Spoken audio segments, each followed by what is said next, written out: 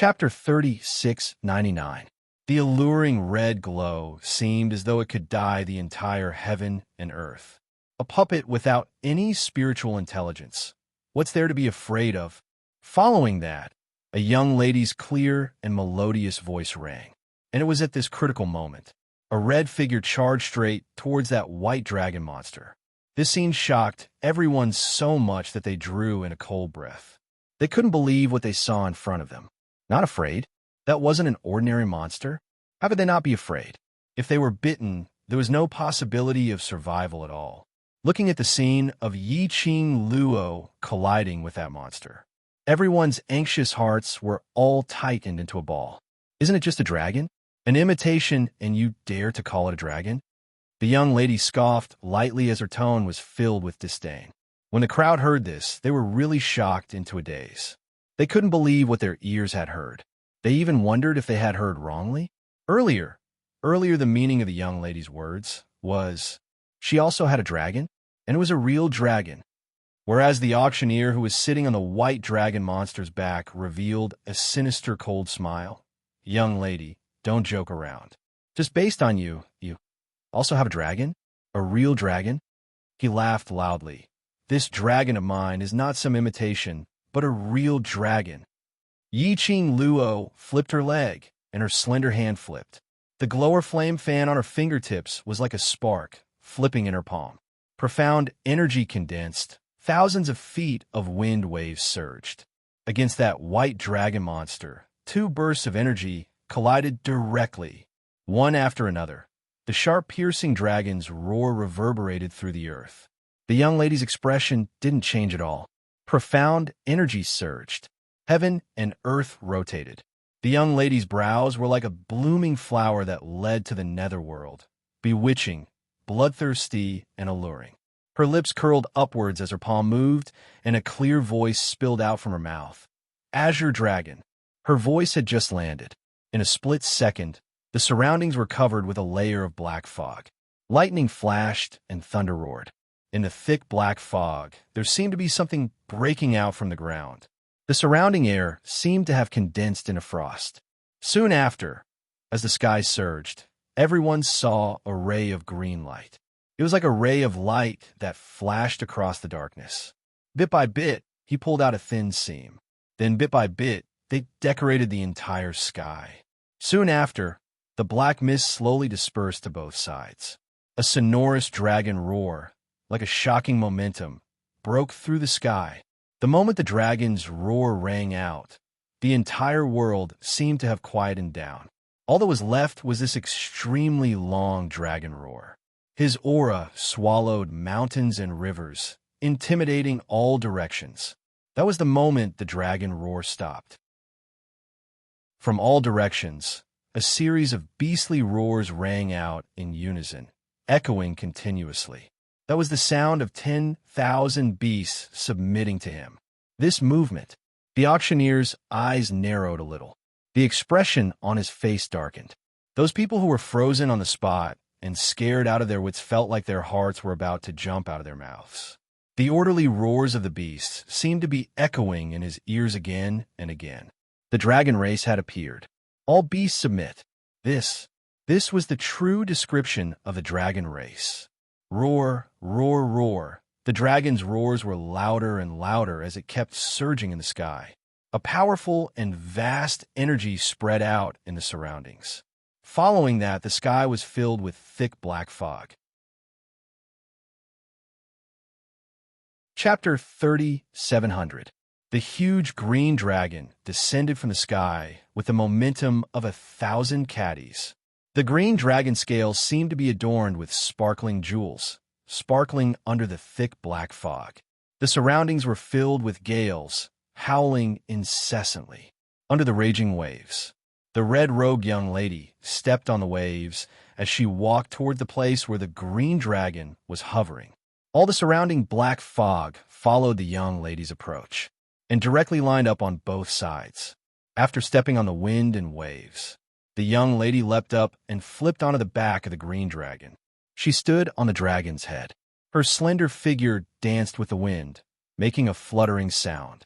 The moment the green dragon appeared, It suppressed the tense atmosphere of the entire chaotic auction.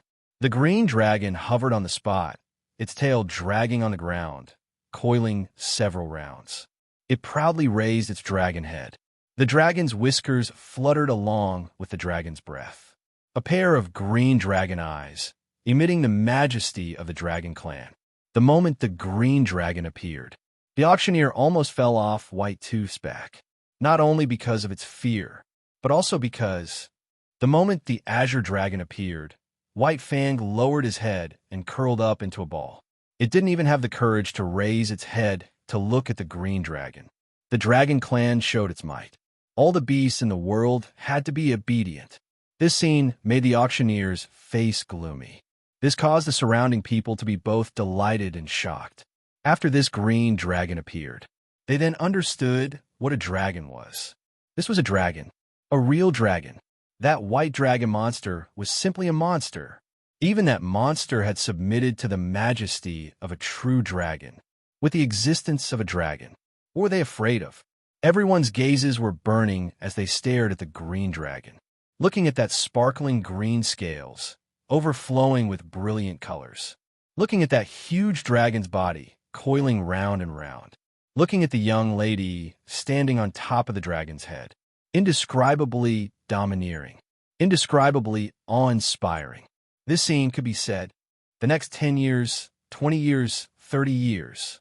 They would never be able to forget this scene in front of them. How is this possible? The auctioneer was also shocked. In the air, strong fluctuations kept pressing against him. He almost fell off from White Tooth's body. Yiqing Luo stood on top of the dragon's head. The dragon's body swayed. The air in the space swirled violently as it swayed.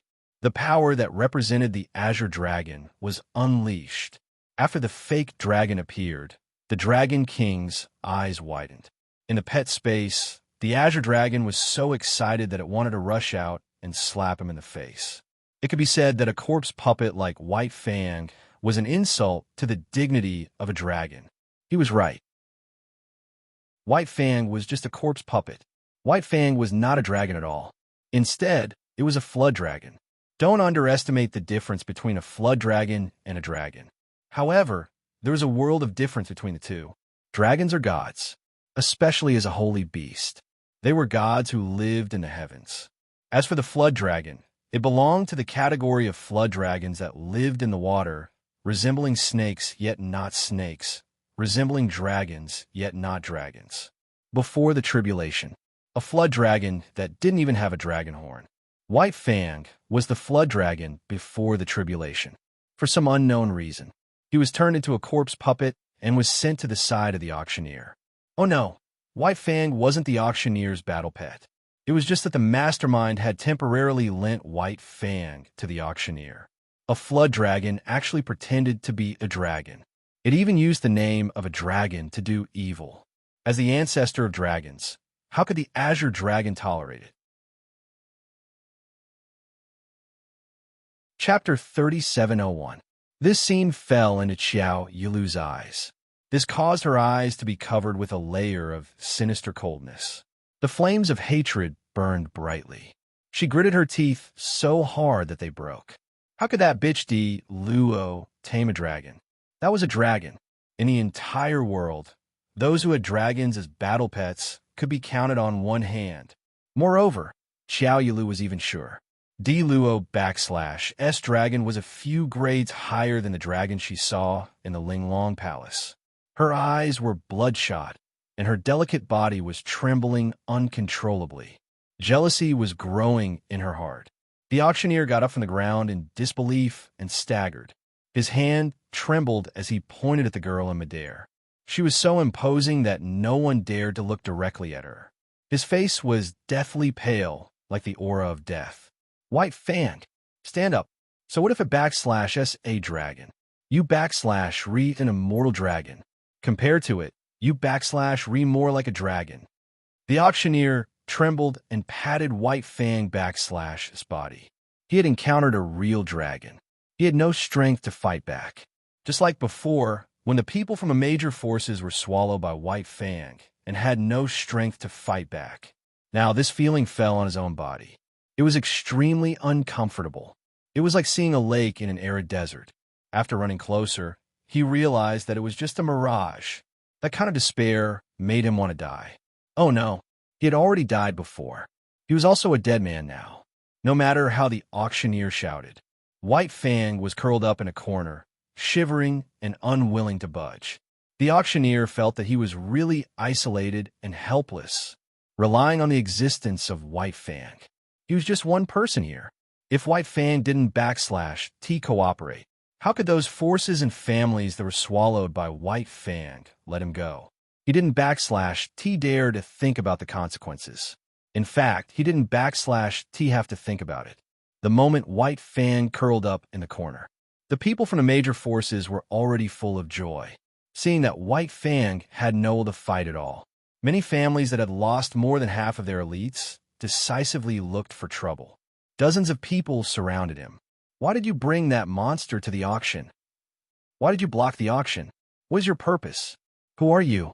Why would you do that? Let us out of the auction. At this moment, everyone couldn't wait to leave this damned place. He stayed at the auction for a moment longer. They felt that the danger still existed. However, no matter how they questioned the auctioneer, no matter how cruelly they tried to force the auctioneer did not give any answer. Instead, he looked at Yiqing Luo, who was standing in midair, looking at him coldly as he laughed out loud. None of you will be able to leave this place. So what if there were real dragons? Don't tell me that dragon can bring you out of this formation? Ha ha ha! Impossible. Even if the god of heaven were to come, he wouldn't be able to leave. The auctioneer laughed maniacally. Everyone started punching and kicking each other. They did not dare to use their Xian energy. He didn't dare to kill him. The current situation. Only the auctioneer knew what was going on. Looking at the mess of people, Yiqing Luo lowered her eyes slightly. The auctioneer was a corpse puppet. No matter how those people tortured the auctioneer, even if they cut him into pieces. Chapter 3702. Impervious to swords and spears, impervious to fire and water, immortal. Not only that white dragon monster, and the auctioneer, corpse puppets. In this case, her identity had really been exposed. But what made Yiqing Luo curious was, why did those people chase her all the way to the earth boundary? She squinted her long and narrow eyes. She couldn't guess the answer to this question, so she could only let the other party answer. Yiqing Luo patted the green dragon's head lightly. The green dragon spat out a dragon's breath as its body suddenly dived downwards. An overbearing aura came charging towards them. The various powerhouses, people, swiftly moved away when they sensed the approaching aura. The crowd saw that arrogant green dragon slightly stooped down. The arrogant dragon's head slowly bent down. The young lady's lips curled into a smile as she said, "Thank you," to the green dragon, and with a leap, she landed on the ground. At the same time, when a young lady stood firmly on the ground, that green dragon's green light suddenly flashed. His colossal body instantly transformed into the same size as the auction house. Step by step, it followed closely behind the young lady. The surrounding people unknowingly opened up a path. Even the auctioneer, who was still lying on the ground laughing, subconsciously sat up and looked at her in a daze. But a moment later, Yiqing Luo had already walked in front of the auctioneer. Yiqing Luo stood still as her pink lips rose. "I'll give you two choices. Either you answer my question, or I'll beat you up until you answer my question." When the crowd heard that, their faces were filled with black lines. Simple and violent. No problem at all. The auctioneer looked at the glower flame fan in Yiqing Luo's hands alertly as the smile on his face froze. He took a step back. Yiqing Luo followed closely as she smiled. "I know your background and your motive. Don't think of lying to me." She moved closer as her 5 fingers moved. The glower flame fan was pressed against the auctioneer's chin. Then she tilted her head and innocently blinked as she laughed lightly. "I even have a way to deal with you. Don't doubt my words." The auctioneer stiffened as he stared at the glower flame fan on his neck. A sinister glint flashed past his eyes. "Who on earth is your boss?" What's the motive of locking everyone in the auction? All of this. Is it related to me being here? When Yiqing Luo asked questions, there was a smile in between her brows. But the words he spat out and the tone of his voice, it was so cold that it made people shiver. The auctioneer, who had been surrounded by dozens of people and dealt with all kinds of cruel methods without batting an eyelid, now revealed a horrifying expression. His eyes widened and his neck stiffened. Not answering? So you're choosing the second option? Yiqing Luo's eyes curved. He moved his palm. The devouring flame fan gently slashed open. A dazzling light flashed across the auctioneer's eyes. If you're touched by my glowing flame fan, you won't be able to recover that part of your body no matter what. She chuckled, and the hand holding the glowing flame fan slowly moved downwards through the air. Finally, it stopped 3 inches below the man's navel. She chuckled. However, you shouldn't be too bothered. After all, you're just a dead person. You know pain, right? The auctioneer's face turned completely pale. F***CK. Even if he was a dead man. But, as a man, the most important thing can't be lacking, okay? She held a weapon and threatened the man's family jewels. Was this still a young lady? Yiqing Luo had been paying attention to the auctioneer's emotional changes, looking at the auctioneer's black face.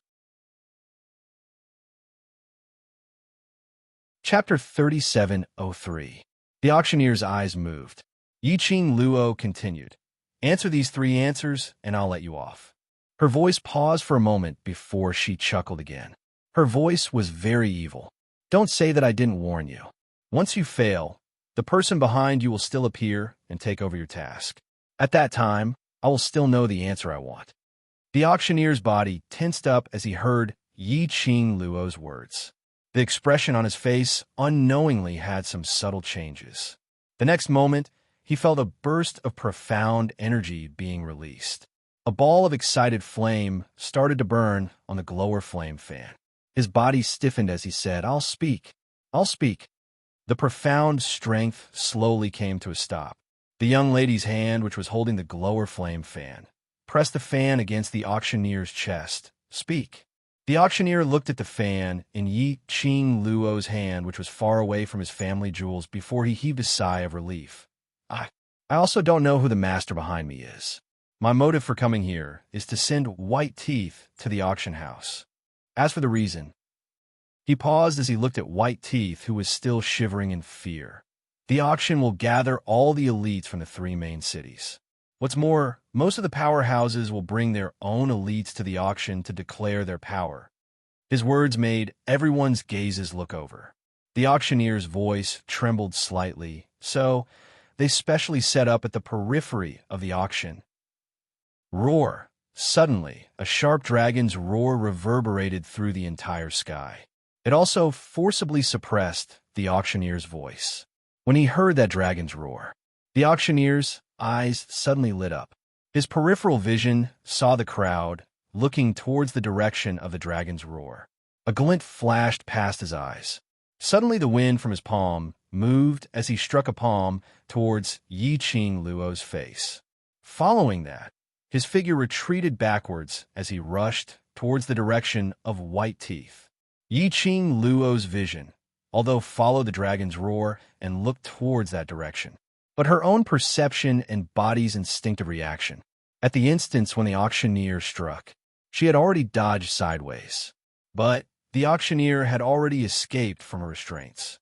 That White Teeth, who was originally shivering in the corner, had unknowingly raised its head up high.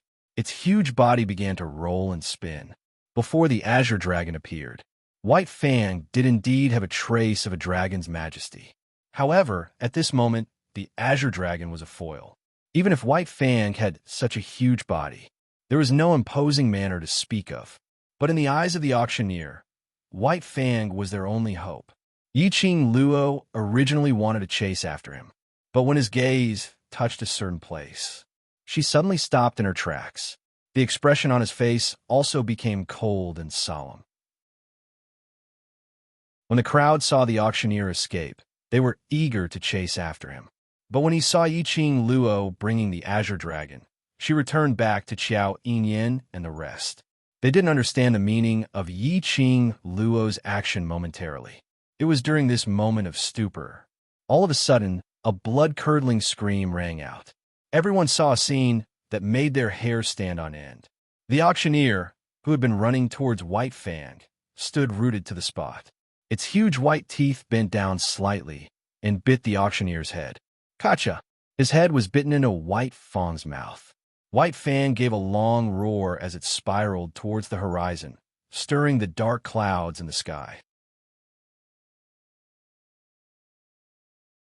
Chapter 3704.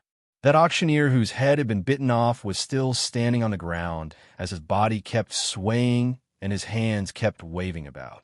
He staggered and swayed as he walked forward. There wasn't a single drop of blood on that body. His head had been bitten off by that monster, and he was still alive and not bleeding. This was also a monster. Everyone's inner thoughts were in turmoil. They looked at the scene in front of them in shock and fear. On the other side, Yi Qing Luo brought the azure dragon as she rushed to the side of Qiao Yinyan and the others. Bo Songyi, Pei Sheng, and the others were all staring at the azure dragon. Their faces were filled with fear and trepidation. This was their first time seeing a dragon, and the first time they had such close contact with a dragon. Only Qiao Yinyan alone had a congealed expression as he wasn't attracted by the azure dragon at all. Instead, he looked at Yi Qing Luo and asked, "What's the matter?" Yi Qing Luo pursed her lips as she raised her head and looked toward a certain spot in the sky. "Look over there." Qiao Yinyan followed her gaze. Suddenly, his pupils dilated. What is that?" Their voices attracted Bo Songyi and Pei Sheng's attention. Pei Sheng's expression changed slightly when he saw the scene in the sky. Why is there a black hole above?" "Yes, black hole." A small black hole was gradually enlarging. Bit by bit, it filled the entire sky of the auction. Evil cold Yin-Chi spread across the sky. It was dark and oppressive, making people feel depressed. "What is that?" Qiao Yinyan looked at Yi Qing Luo as he asked. Yi Qing Luo pursed her lips. "If I didn't see wrongly, it might be an array." This array looked very familiar. Previously in a Nirvana realm, she had seen it before. She squinted her eyes slightly. The others also noticed the commotion on their side. When they saw that huge black hole in the sky, all of them cried out in shock. Just at this moment, that black hole suddenly expanded. Following that, one after another figures walked out from that black hole. It was as though heavenly soldiers and generals had descended from the sky. Wave after wave, they walked out of the black hole and into the auction hall. Rows after rows of people dressed in black robes, looking sinister and treacherous. Just as they walked into the auction, the crowd felt that in the air. There was a chill in the air. Even the air that he breathed in was a bone-chilling cold that made his hair stand on end. A teleportation array? Qiao Yinyan frowned in surprise. Yi Qing Luo narrowed her eyes. Yes. That black hole was indeed a teleportation formation. It was when they were in the Nirvana realm. The gloomy palace used this teleportation formation to send over batch after batch of semi-finished corpse puppets. Gloomy palace. Yi Qing Luo's line of sight swept past those rows of figures. With a single glance, he saw 3 people floating at the side of the black hole. Her eyes darkened. Yuji, Yunu, and Yuhan. It really was them. After the last group of people walked out of the black hole, the black hole slowly disappeared in midair. Yi Qing Luo gauged with her eyes. There were at least 200 people who had entered the auction. The 3 people from the Yu family stood at the back of the crowd, hiding their figures. Yi Qing Luo also noticed.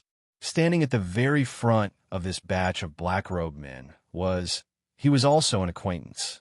That man apparently saw Yi Qing Luo. A pair of malicious eyes stared fiercely at Yi Qing Luo. He raised his hand and made a throat-slitting action. Chapter 3705. She opened her lips slightly as she exchanged glances with that person. Pharaoh He. Long time no see. The person who stood in front of the crowd as the leader. He was the former Pharaoh group of the Dark Forces and the only survivor of the Dark Forces. Pharaoh He. So this was the Dark Forces team led by Pharaoh. The sudden appearance of a group of black-robed men, and black-robed men who descended from the sky. This aroused the vigilance of various large forces cultivators. One look, and you knew that they came with ill intentions, especially those black-robed men. The evil chi which was emitting made one feel uncomfortable. The two executive elders' expressions changed slightly. They subconsciously looked towards Yi Qing Luo, but they saw Yi Qing Luo's expression was grave as she lowered her eyes and said something to Qiao Yinyan. The expression on her face was extremely solemn and complicated. The executive elder's heart skipped a beat. Executive elder immediately leaned close to Yi Qing Luo. Miss D, those people. Who are they? You know them? I've crossed hands with them before. Yi Qing Luo replied calmly and raised her brows. Don't you guys know their identities? Executive elder shook his head. Looked like the secluded palace had only developed their forces in Nirvana realm. The people in the Earth realm didn't know about the secluded palace. The secluded palace had suffered heavy losses in the battle in Nirvana realm. They still had the energy to set their sights on the Earth realm. How big of an obsession did they have with her? Who are they? Were they the ones who set up the array formation that sealed off the auction? That monster is theirs? Executive elder asked with a pale face. Yi Qing Luo looked at the valiant and spirited pharaoh and nodded. The auctioneer should be a bait. These people are the appetizer, but the main course. She squinted her eyes slightly as her gaze swept past the crowd and landed on three nether. Her eyes darkened a little. Yi Qing Luo, I didn't expect to meet you here. As though she noticed Yi Qing Luo's gaze. Ghost Girl walked out from the crowd. She looked at Yi Qing Luo with a smile, but the haze between her brows was extremely obvious. Ghost Girl's voice broke the silence. Everyone looked toward Ghost Girl's line of sight at the same time. Yi Qing Luo? Who is Yi Qing Luo? But when everyone's vision was fixed on Yi Qing Luo, they were all stunned. Isn't this girl called Di Luo? However, looking at Misty's expression, it seemed as though the Yi Qing Luo, which was mentioned by that black-robed cold lady, was that Di Luo. You knew continued to look at her with a smile. We're old friends. Shouldn't you greet me? As soon as he said that, the crowd immediately burst into an uproar. Even Bo Song-yi unconsciously led his 10 over mercenary brothers to retreat a few steps away from Yi Qing Luo, this group of black-robed men in front of him. It was obviously targeted at them. It was very likely that he was the instigator of the current situation. This bunch of people and that lady called Yi Qing Luo were old friends? Didn't that mean they were in cahoots? The crowd immediately thought of what Xiao Yilu had told them earlier. All these were planned by Yi Qing Luo. The white dragon was related to her. The ceiling formation was related to her. Was she deliberately allying with external forces to weaken the strength of the land? Seeing that everyone was already suspicious of Yi Qing Luo. Chapter 3706. Xiao Yilu pointed at Yi Qing Luo and laughed. What I said is right. She has ulterior motives. All these are orchestrated by her. As Xiao Yilu spoke, she walked out and pointed at Yi Qing Luo as she continued with a sneer. This person appeared out of thin air and advanced step by step, all for today's plot. Xiao Yilu's accusation made everyone even more suspicious of Yi Qing Luo. Seems like it's true. If she doesn't have a guilty conscience, why would she hide her name? Lie to us. Moreover, she obviously knows that group of people. That group of people could possibly be the force behind her. Intentionally trapping us here, what's her motive? All of us have been cheated by her. Someone asked Xiao Yinyan, eldest young master Qiao. I'm afraid even you don't know her real identity. She hid her name and lurked beside you. So she must be trying to make a move on you. I find it strange. I've clearly never heard of this woman before. So how did she suddenly become known to everyone in without embroiling city? All sorts of discussions were going on. The way they looked at Yi Qing Luo. They totally treated Yi Ching Luo and that group of black-robed men who descended from the sky as a group of people. At this time, these people had already experienced wave after wave of horror and then joy. Their minds had already suffered a serious blow. Listening to those discussions, Pei Sheng's face turned red from anxiety. He opened his mouth and wanted to refute those people's words. But before he could open his mouth, he was suppressed by the questions that came from all directions. Yi Ching Luo narrowed her eyes slightly. Her line of sight was still on Ghost Girl's face. Ghost Girl's victorious smile was still hanging on her face and had not faded. Apparently, Ghost Girl did it on purpose. 3 people make a tiger. As long as she incited everyone to not believe Yi Ching Luo's words, those gossips will be able to crush Yi Ching Luo. No matter how capable Yi Ching Luo was, there is absolutely no way to turn the tables in today's plan. At this juncture, no matter how Yi Ching Luo explained, no one would believe her. Even if Yi Ching Luo was really clean, she couldn't explain it. The more Yi Ching Luo explained, the more suspicious it would be. Yunu delightfully raised her lips, wanted to see Yi Ching Luo's flustered look. However, what she saw was that the young girl's expression did not change in the slightest. Nether girl. The girl's voice was clear and light. Her tone was calm and without any fluctuation. You're just a bunch of rats. Do you think you're worthy of calling me old friends? Don't try to climb up to me, Yi Ching Luo. Her tone was calm. However, the arrogance in his words was shocking. Even Ghost Maiden's expression changed. You're still quibbling. Xiao Yulu naturally refused to give Yi Ching Luo any chance to explain. Don't think that by saying this, you can make everyone believe you. Yi Ching Luo sneered as she retorted impolitely. Do you think that everyone is like you, a fool? You. Xiao Yulu gritted her teeth. Yi Ching Luo's smile gradually turned cold. Her eyes, which were like the first snow that had melted, swept past the crowd indifferently. Whether you believe me or not, or whatever thoughts you have, I don't care. I'll only say this once. If you want to leave this place alive, don't create trouble for me. Chapter 3707. The young lady's voice was clear and calm. His voice was indifferent, and not a hint of emotion could be heard from it. But there was an indescribable feeling of pressure from the bottom of one's heart. Obviously, they were being ridiculed and insulted. But on seeing the young lady's eyes, an icy, cold glint revolved. Her chilly gaze swept past everyone's line of sight. Countless anger in their hearts were suppressed. But there was one person who was an exception. For example, what do you mean don't give you trouble? Di Luo. No, I should call you Yi Ching Luo now. You even hide your own name. How dare you talk big? Xiao Yulu's face flushed red, turning purple. Her gaze turned cold as she continued. For what I see, you are just putting on an act in order to let your plan go smoothly. A person like you, full of lies. Her voice paused as she looked at Xiao Yinyan. Brother, did you see that? This is the woman you have always believed in. She had been lying to you right from the start. She is... I know. Xiao Yinyan's clear voice interrupted Xiao Yulu's words. Xiao Yulu was stunned. You know what? I know. Her name is Yi Ching Luo. Xiao Yinyan's expression was calm as he replied calmly. Xiao Yulu's pupils suddenly widened. The meaning was, Yi Ching Luo didn't lie to him, nor did she hide her identity. No, impossible. That woman was a liar. Xiao Yulu was shocked. Hearing this sentence, Yi Ching Luo also got a shock. What did Xiao Yinyan's words mean? Knew she was Yi Ching Luo. Was it to help her out of trouble? But even if she had doubts now, it wasn't a good time to ask. Yi Ching Luo only took a glance at Xiao Yulu.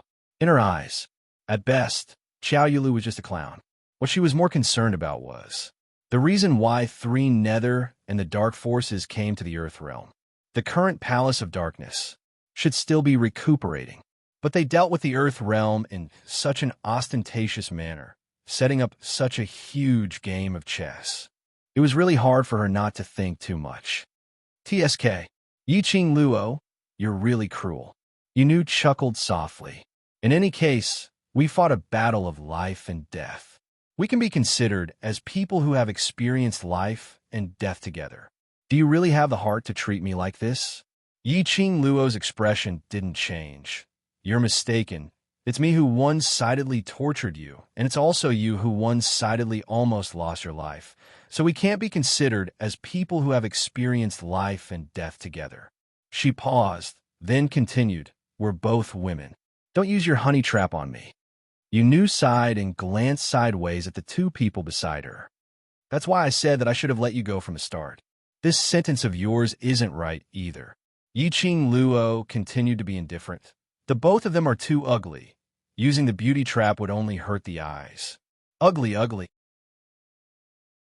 Although the silence and coldness could not be considered as a peerless beauty, but it was definitely not ugly, right? Yu Ji and Yu Han's faces instantly darkened. The ghost girl covered her mouth and smiled delicately. However, her beautiful eyes were filled with an eerie coldness. She suddenly raised her hand. Her dark red nails seemed as though her hand was stained with fresh blood, which was strange and alluring. She laughed softly. Since you're so against being friends with me, then, you can't blame us for disregarding our past relationship. The moment her hand straightened, roar! A dragon's roar rang from the horizon.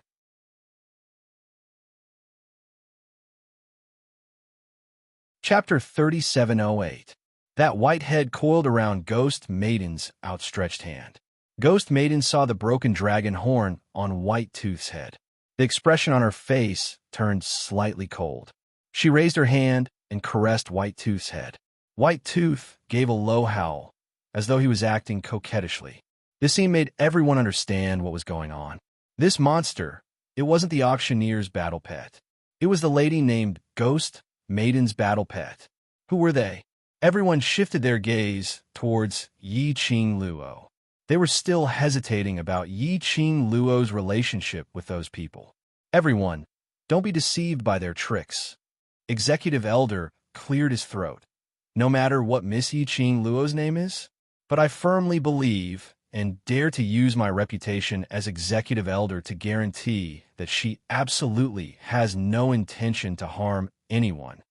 On the contrary, the other party time and time again try to create public opinion to break down our trust towards Miss Yi Qing Luo, but it made me believe in Miss Yi Qing Luo even more. Executive Elder had been the closest to Yi Qing Luo. The both of them could hear Yi Qing Luo's conversation with the people beside her. From Yi Qing Luo's performance from the start, and the conversation with Qiao, Yin and the rest. Adding on to the fact that when a monster attacked everyone earlier, she blocked it and summoned the green dragon to suppress that monster. Whether a person was innocent. When a person does something, does he or she have another goal in mind? No matter how good the disguise was, there would still be flaws. Executive Elder believed that Yi Qing Luo and the other party were absolutely not accomplices. Executive Elder's words made everyone's wavering hearts start to float again. Xiao Yulu was so angry that she almost bit her teeth off. Why did someone always stand on that slut's side? She was obviously without embroiling city's mysterious maiden. She was the one with the most distinguished status. A bunch of ignorant people. Xiao Yulu clenched her fists tightly. The back of her slender hands were covered with green veins. Her bloodshot eyes were filled with jealousy as she looked towards the direction of Ghost Maiden and the rest. In her heart, a decision was slowly formed. Perhaps she felt Xiao Yulu's gaze. That Ghost Maiden who was caressing her white teeth curled her lips as she laughed sinisterly. On the account that everyone wants to leave the auction, I shall give everyone a chance to leave. Everyone immediately looked at her. Netherworld Girl curled her lips and spoke in a gentle voice that was filled with bewitchment. Join our Palace of Darkness. As long as you leave your current forces and join the Palace of Darkness, you will be able to leave the auction. Serene Girl's words caused the crowd's expression to freeze.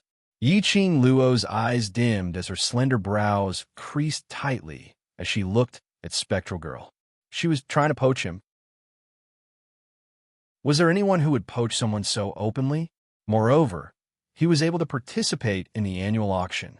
Which one of them didn't come from a famous force? Most of them might not have heard of Gloomy Palace. Let them break away from their current power. Join a force that I've never heard of, and using such a despicable method. Anyone with a bit of backbone wouldn't listen to him. I'll join. Just as everyone was expressing their unyielding spirit in their hearts, a voice suddenly rang out. A clear voice suddenly rang out. He looked in the direction of the voice. Everyone saw Xiao Yulu flying in the direction of the ghost girl.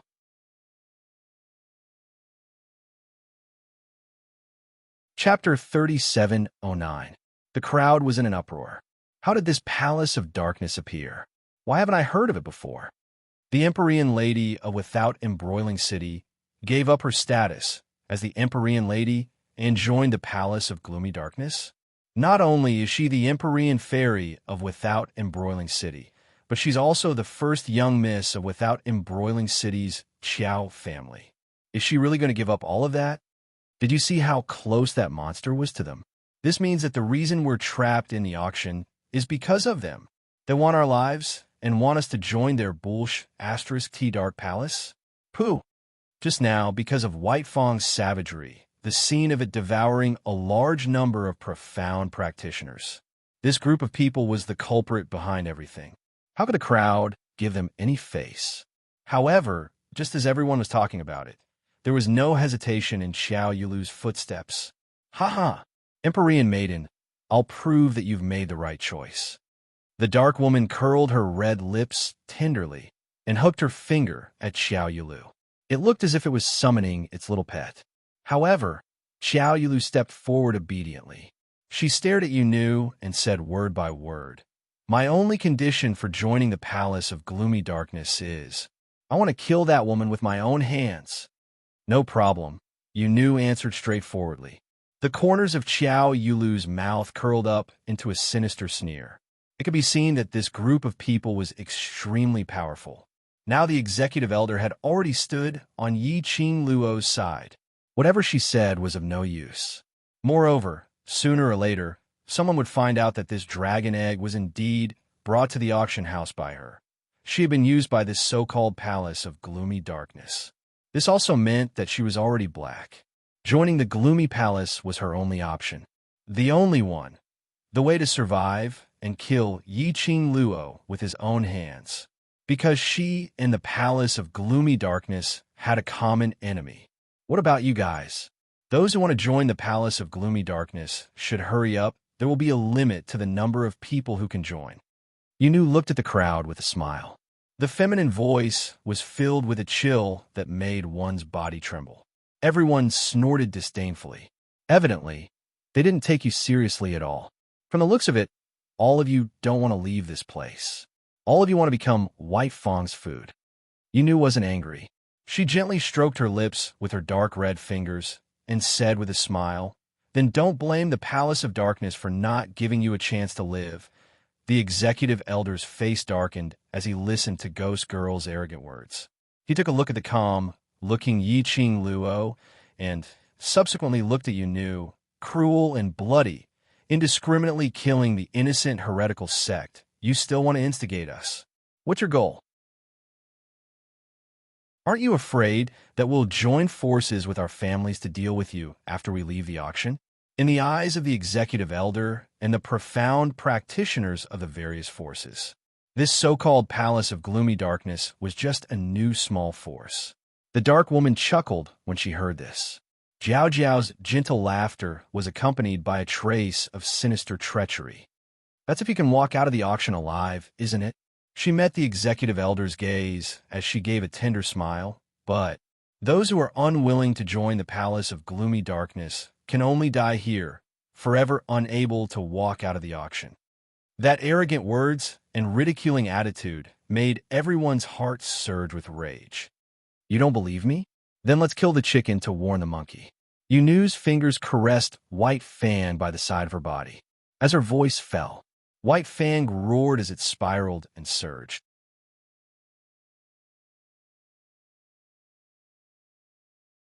Chapter 3710.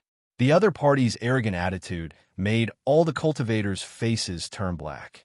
Executive Elder took the opportunity to shout out sternly, The other party only has 200 over people, and we have hundreds of people.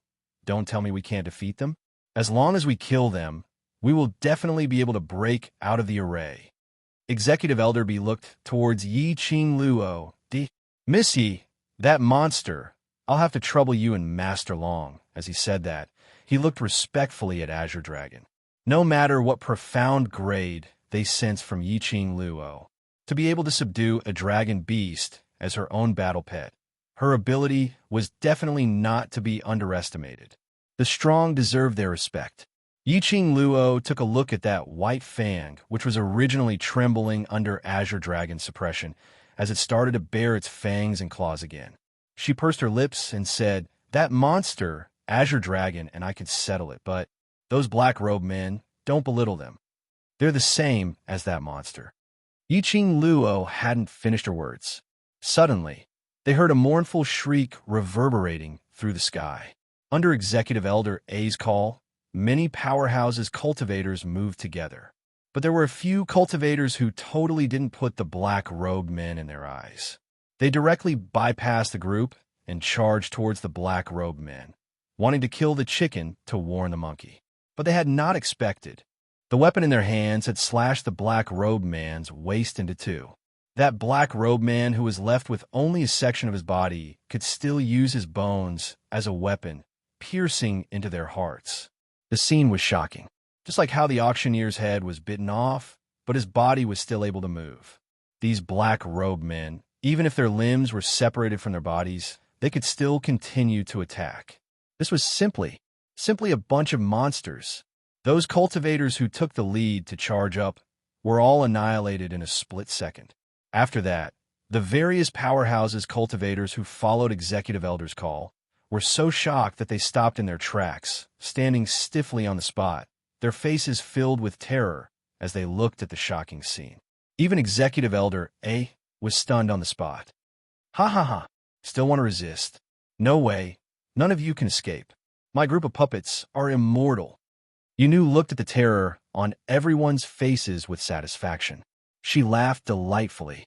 She was extremely complacent as she raised her slender eyebrows towards Yi Qing Luo's direction. "My little white fangs go, these are all your food."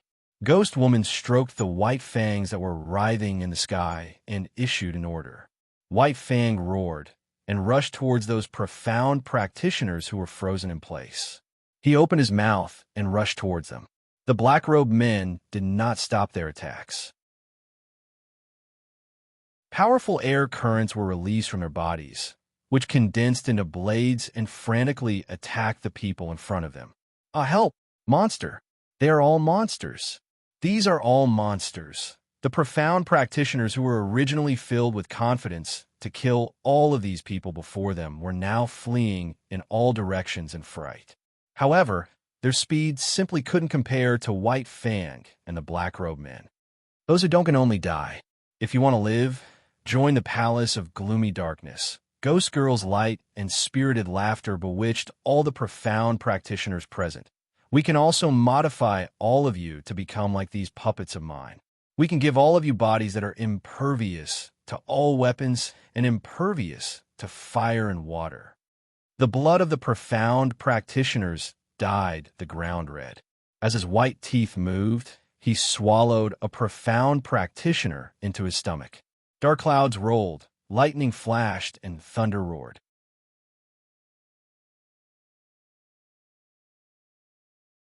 Chapter 37:11. Yi Missy. Executive Elder Old B's face turned pale as he called out Yi Qing Luo's name in a trembling voice. That bunch of monsters.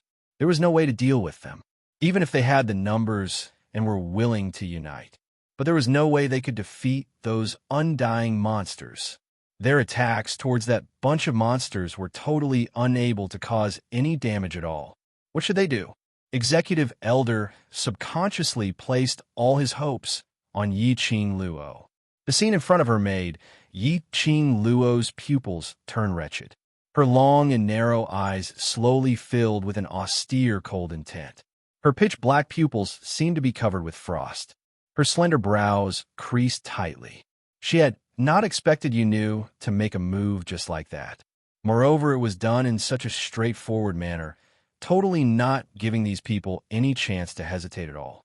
From the looks of it, they really intended to capture all the various powerhouses elites from the various main cities in the Earth domain in one fell swoop. If this carried on, it was merely the time for half an incense stick to burn. The people here would be forced to death by this atmosphere first. Yi-Ching Luo's eyes narrowed as a burst of fiery, profound energy shot out from her fingertips, just as the profound energy charged into midair. In an instant, like a volcano eruption, it exploded with a loud bang. Immediately following that, the sky was filled with fire clouds as intense chi waves circulated in the air, blocking the surging white fangs and black-robed men. Yunu's brows rose. Seeing Yi-Ching Luo making a move, her feminine lips curled upwards as she laughed. Yi-Ching Luo, do you think you can stop me? Following her ending words, Yunu raised her hand as her palm landed on Xiao Yulu's shoulder. Xiao Yulu cried out miserably as she spat out a large mouthful of blood. Immediately following that, boundless yin qi entered Xiao Yulu's body. Xiao Yulu's body kept twisting and struggling under the black qi as she cried out miserably in pain. Immediately following that, when Xiao Yulu absorbed all the yin qi into her body, Yunu's palm pushed Xiao Yulu towards Yi-Ching Luo's direction. Since you want to join secluded palace, then show your sincerity.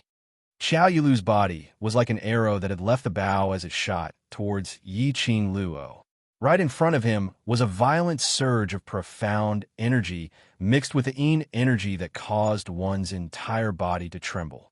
Yi-Ching Luo commanded Azure Dragon to stop White Fang's fake dragon from continuing to devour humans. Then, he faced Xiao Yulu's attack and directly counterattacked. The two forces collided. An explosive sound suddenly erupted in the air.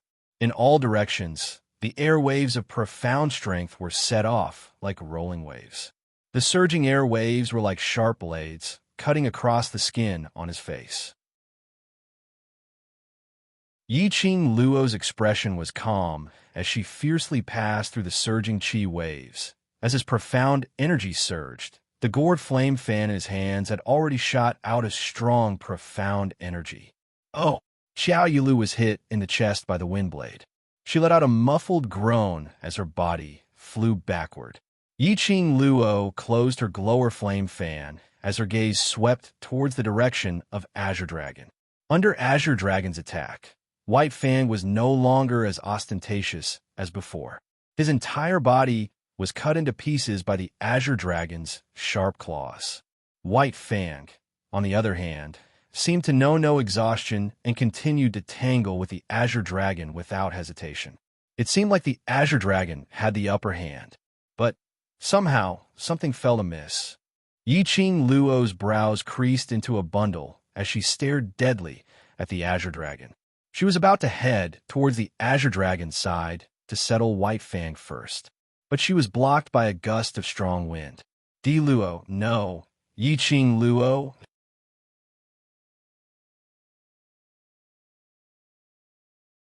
Chapter 3712. Motherf * Cur. Yi-Ching Luo's heart was about to explode. Wasn't this girl annoying? Yi-Ching Luo took a step back to avoid Xiao Yulu's attack. Xiao Yulu, you've been used by them once or twice. Haven't you learned your lesson? Do you really think that you'll be able to survive after they've wiped out all the profound practitioners from the various powers? I don't know if you can survive or not, but what I can confirm is that you will definitely die. Xiao Yulu pressed on. On that beautiful face, her eyelashes cast a black arc under her eyes. Wisps of black aura, like ink, spread out in her eyes. It made her look extremely gloomy and gloomy. This was the sign of yin qi entering the body. Yi-Ching Luo frowned. This Xiao Yulu's hatred towards her was a little scary. In order to kill her, she didn't hesitate to abandon her identity as mysterious maiden and chose to join the secluded palace, willingly to be used by others. Yi-Ching Luo really didn't understand which class this thinking was for. Anyway, she felt that Xiao Yulu could no longer be described with the words silly or stupid. Otherwise, it would be an insult to these words. Yiqing Luo was entangled by Xiao Yulu.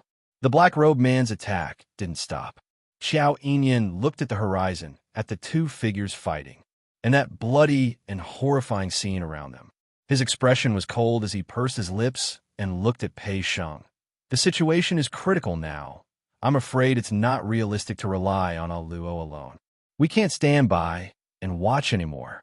Follow me closely. Luo, she won't. Pei Sheng's pupils contracted. His hands clenched into fists as he asked worriedly. Xiao Yinyan took a look at the apparently crazy Xiao Yulu. His face sunk. Luo's ability is far beyond our imagination. What we need to do now is to protect ourselves, not to be a burden to her. Those monsters, other than Yiqing Luo's weapon. These people were unable to deal with those monsters. They couldn't resist, which meant that they could only passively accept those monsters' attacks. If this went on, even if they had the advantage in numbers, they would immediately be at a disadvantage. Gather everyone and work together. The executive elder and Xiao Yinyan thought of the same thing. In order to prevent more profound practitioners from being sacrificed, they had to take relative measures, even if he couldn't deal with those monsters. At the very least, he had to stop them from committing murder. Yes, no matter what, we have to control our casualties first. There are a few hundred of us. Why should we be afraid of these monsters? We are elites from the various major cities and major factions. I can't die here. We can't let these monsters achieve their goal. Everyone's eyes were burning with passion. One by one, they released their dark force, fighting with their lives to suppress the other party. The dazzling dark force was extremely eye-catching in the midst of Yin-Chi. The surging waves of dark force enveloped the entire auction, with order delaying the monsters. The rate of casualties had indeed slowed down a lot. Both sides refused to back down and continued to resist the monsters' attacks. The dark force that filled the sky intertwined with the cause field. Under the saber light and sword shadow, the imposing manner was majestic like a rainbow. After Yiqing Luo and Xiao Yulu crossed hands for more than 10 rounds, her expression sunk as she took a few steps back. He didn't know if it was an illusion. Xiao Yulu's current state was that the more she fought, the braver she became, as though she didn't know pain and exhaustion. The current Xiao Yulu should still be in a human body and had not gone through the transformation of a corpse puppet.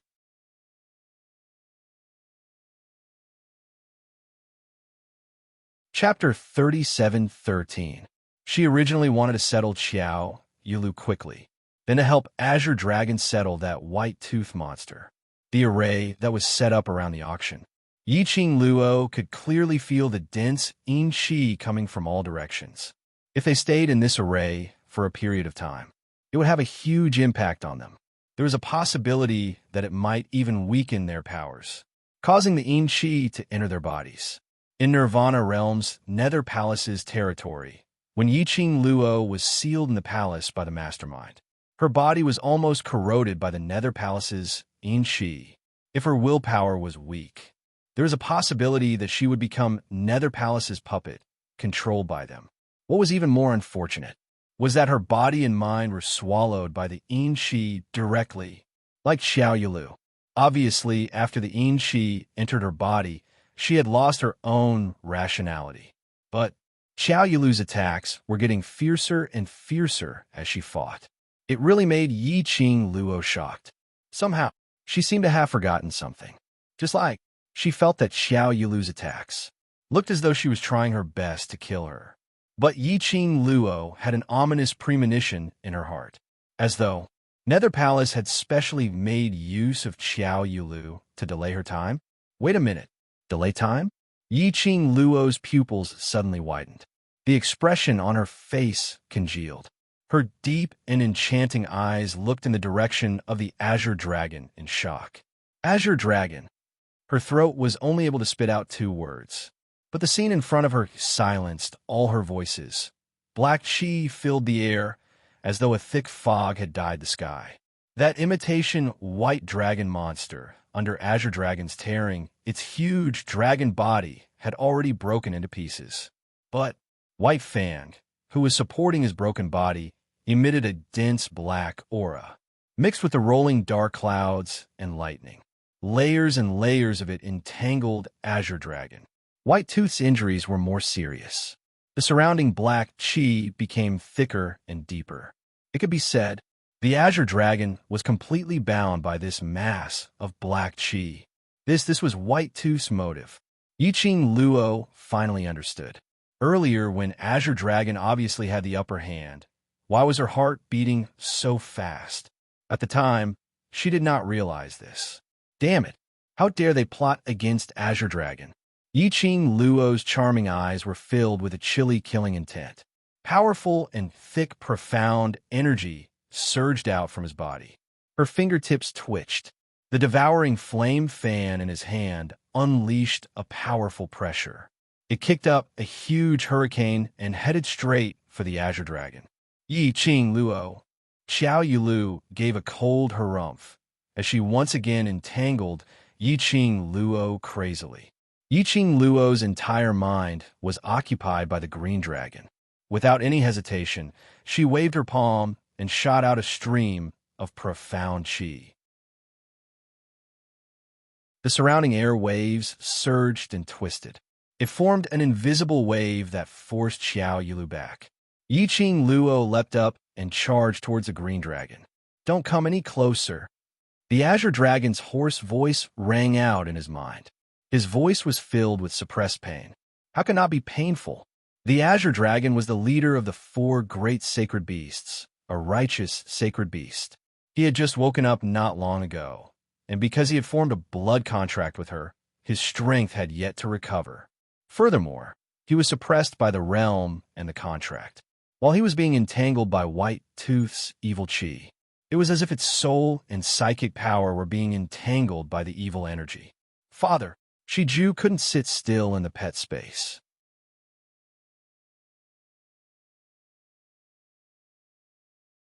Chapter 37:14. Yiqing Luo knitted her brows tightly. She understood Azure Dragon's meaning. White Fang was specially used by Nether Palace to plot against Azure Dragon. It was intentionally used to bait her. If she went over rashly, that would be in line with Nether Palace's intentions. But to just leave Azure Dragon like that, how could she possibly do it? Yiqing Luo, do you despise me so much? How dare you be distracted? She heard Xiao Yulu's haunting voice ringing in her ears. Mixed with it was an attack filled with murderous intent. Yiqing Luo was feeling frustrated. Anger surged in her heart. There was also a vicious killing intent spreading in his chest. She frowned as her fingertips flipped. The glower flame fan in her hands opened up, drawing a biting cold wind blade arc, clashing against Xiao Yulu's attack. She pursed her lips as her eyes gradually turned red. Bam, bam, bam. A deafening explosion resounded. As the profound energy clashed, the surrounding buildings were all blasted into pieces as rubble flew everywhere. Xiao Yulu was struck right in the middle as she flew backwards. Her soft body crashed heavily onto a building. Blood spurted out from her mouth. Xiao Yulu cried out miserably as she fell onto the ground. Her internal organs seemed as though they were about to gush out from her mouth. This scene made Yiqing Luo subconsciously raise her hand and pressed against her own chest. The redness under her eyes deepened. She knew that this was the sign of evil chi entering the body. This evil chi was interfering with her emotions. The more easily angered, the more frustrated she was. The more evil chi could seep into one's heart. Yiqing Luo's eyes darkened as she took a deep breath, suppressing the various emotions in her heart. Her figure flashed as she speedily headed towards Azure Dragon's direction. Profound energy burst forth as the glower flame fan on her fingertips was also burning with raging flames. The alluring red glow instantly covered that patch of black chi which was emitted from the white fawn. Black and red intertwined, like the black smoke as cold blood seeped out. Azure Dragon didn't expect Yiqing Luo to rush over. An indescribable feeling arose in its heart. Yi-Ching Luo's eyes darkened, as her long and narrow eyes outlined a seductive cold arc, appearing extremely evil.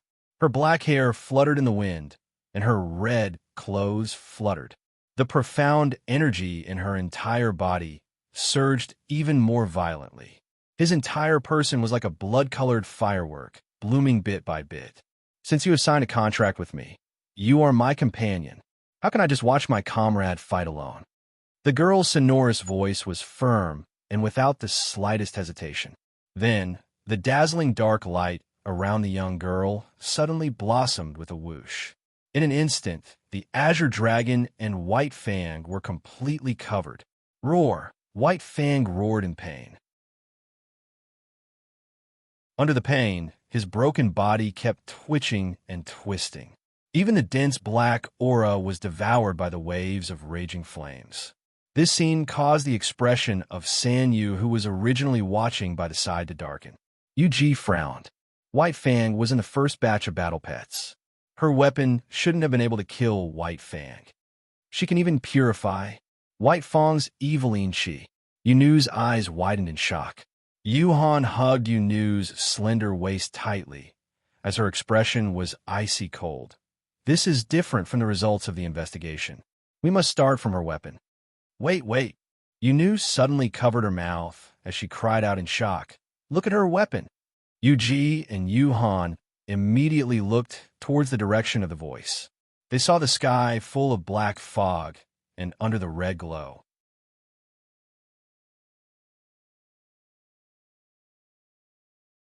Chapter 37:15. A flickering light aura flashed on the glowing flame fan. The surging profound energy lingered on the gourd flame fan. It caused her figure that was red like the blazing sun to seem like a pure and elegant poppy. Countless wind blades circled around the girl's body in a frenzy. Her weapon evolved, an evolvable artifact? Triple Nether exclaimed in astonishment. They had not expected that the glower flame fan in Yi-Ching Luo's hands could actually evolve at this juncture. The evolution of the weapon was equivalent to the evolution of the whole body. Even the mental energy within the gourd flame fan, which had been refined with the divine power of the netherworld, had evolved.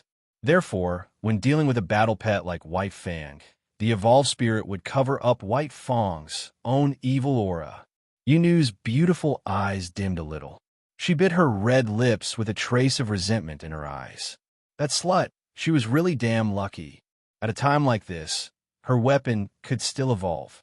However, Dark Girl's eyes gradually darkened. A faint black aura leaked out from between his brows. So what if it evolved? Today, they had made all the necessary preparations. He would definitely get rid of that slut here.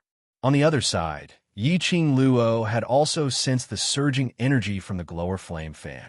She quickly dispersed the black fog that enveloped the azure dragon and slashed a wind blade at White Fang. White Fang roared and tried to break free. But Yi-Ching Luo's attacks were swift and fierce. White Fang was cut in half at the waist. After the dragon's head was separated from its body, it fell limply to the ground. The two parts of its huge body kept wriggling. However, he was unable to reconnect the two halves of his body. The black mist slowly dispersed. The azure dragon's slightly tired head was revealed. Yi-Ching Luo looked towards Qiao Yulu's direction. Qiao Yulu was lying on the spot where she had fallen. Her body arched as if she was in so much pain that she couldn't stand up. She retracted her gaze and sped up to purify the evil aura around the azure dragon. Father! Suddenly, the clear voice of a child rang in his ears. Yi-Ching Luo felt a tightness in her chest.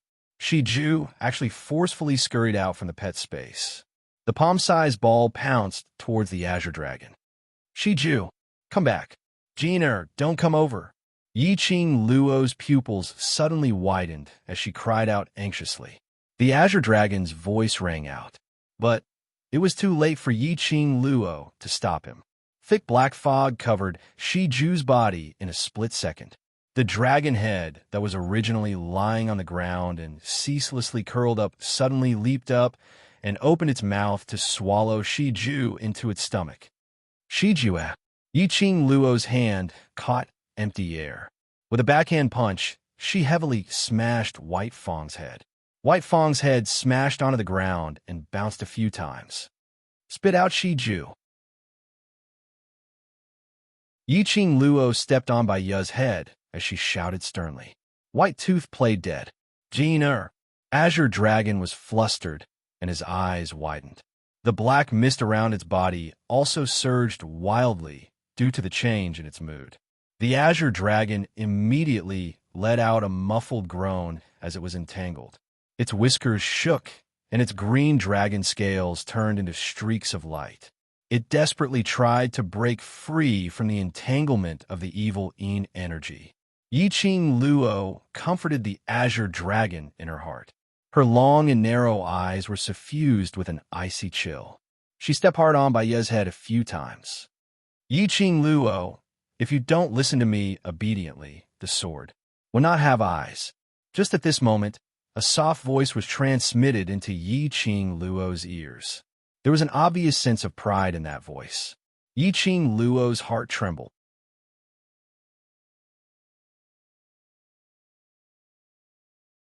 Chapter 37:16.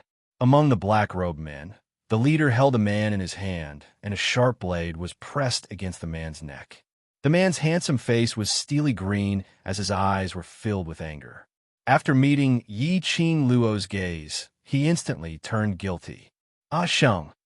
Yi Qing Luo's pupils contracted as she looked at the man who was restrained and called out softly. I'm sorry. Pei Sheng apologized softly. This bunch of black-robed men were simply too sinister. Earlier, when Shiju appeared and was swallowed by White Tooth, it made him place all his attention on Yi Qing Luo. Momentarily, he neglected the approaching Pharaoh He. His own mistake. He actually became a Luo's burden. Pei Sheng did not feel good in his heart. Pharaoh He chose him as a tool to threaten Ah Luo. It was because he was too weak. If he was slightly stronger, the other party wouldn't have this chance. He wouldn't become Ah Luo's burden. The more he thought, the more guilty Pei Sheng felt. TSK, TSK, TSK. Pharaoh He laughed coldly. Yi Qing Luo, so what if your luck is good? Your only shortcoming is that you're too soft-hearted. I want to see if your life is more important or your little brother's life is more important. As Pharaoh He said that, he held Pei Sheng's neck tightly. His face was filled with a complacent smile. Pei Sheng's features contorted in pain as he tried to struggle, but was trapped even tighter. Yi Qing Luo's eyes darkened. Her slender fingers clenched into a fist as her brows overflowed with a chilly intent. Despicable. Pharaoh actually used Pei Sheng to threaten her. Don't bother about me. Ah Luo, don't bother. Ah. Pei Sheng screamed. Suddenly, Pharaoh He's blade grazed Pei Sheng's neck. Pei Sheng drew in a cold breath from the pain as he grimaced in pain, unable to open his mouth.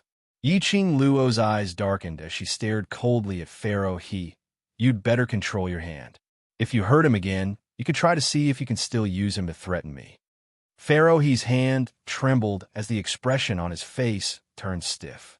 He suppressed the fear in his heart as he shouted at Yi Qing Luo, stand aside obediently. Yi Qing Luo's eyes were gloomy as she clenched her fingers tightly. His knuckles were pale from the strength of his grip. Roar! The Azure Dragon gradually revealed itself in the black fog. He opened his eyes wide and stared at White Fang's head, his dragon breath surging. At this moment, Yi Qing Luo was in a dilemma. On the other side was Pei Sheng. On one side was Shiju. If she didn't move, what would happen to Shiju after it was swallowed by White Fang? White Fang's body was filled with evil energy. Could Shiju's small body withstand it? If they moved, Pharaoh He would definitely not hesitate to take Pei Sheng's life. Since she had promised to help Pei Sheng, she would definitely help him to the end. If Pei Sheng lost his life because of this, she would feel guilty. Also, the profounders from the various powers in the surroundings. They were all waiting for a chance to leave the auction. What to do? Yi Qing Luo's complexion was pale, and her tightly pursed pink lips were trembling slightly. Ah Luo behind you. Suddenly, He heard Xiao Yinyan's panicked voice. There were a few figures who were rushing towards her at high speed. Yiqing Luo's brows twitched as she was just about to move. But Yinu laughed faintly. Be obedient and don't move. If you alarm Pharaoh, and his hand trembles. That would be bad.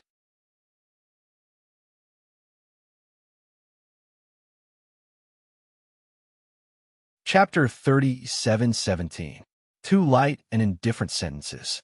It made Yiqing Luo's body, which wanted to dodge, suddenly froze. In the next instant, a ferocious gust of wind from a palm landed heavily on her back. Yiqing Luo only felt a wave of intense pain as her internal organs churned. Her body staggered a few steps forward. Blood spilled out from the corner of her mouth. She coughed violently as she covered her mouth. Aluo, Difu, Misty, Miss Yi, the surrounding crowd cried out in shock.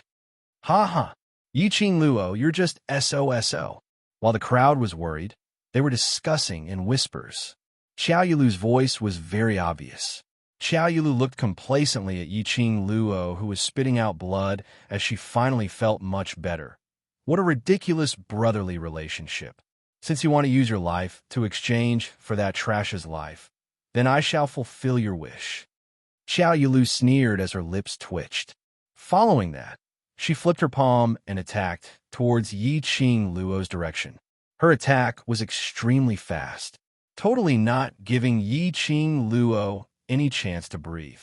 Yiqing Luo clutched her chest as it was in extreme pain.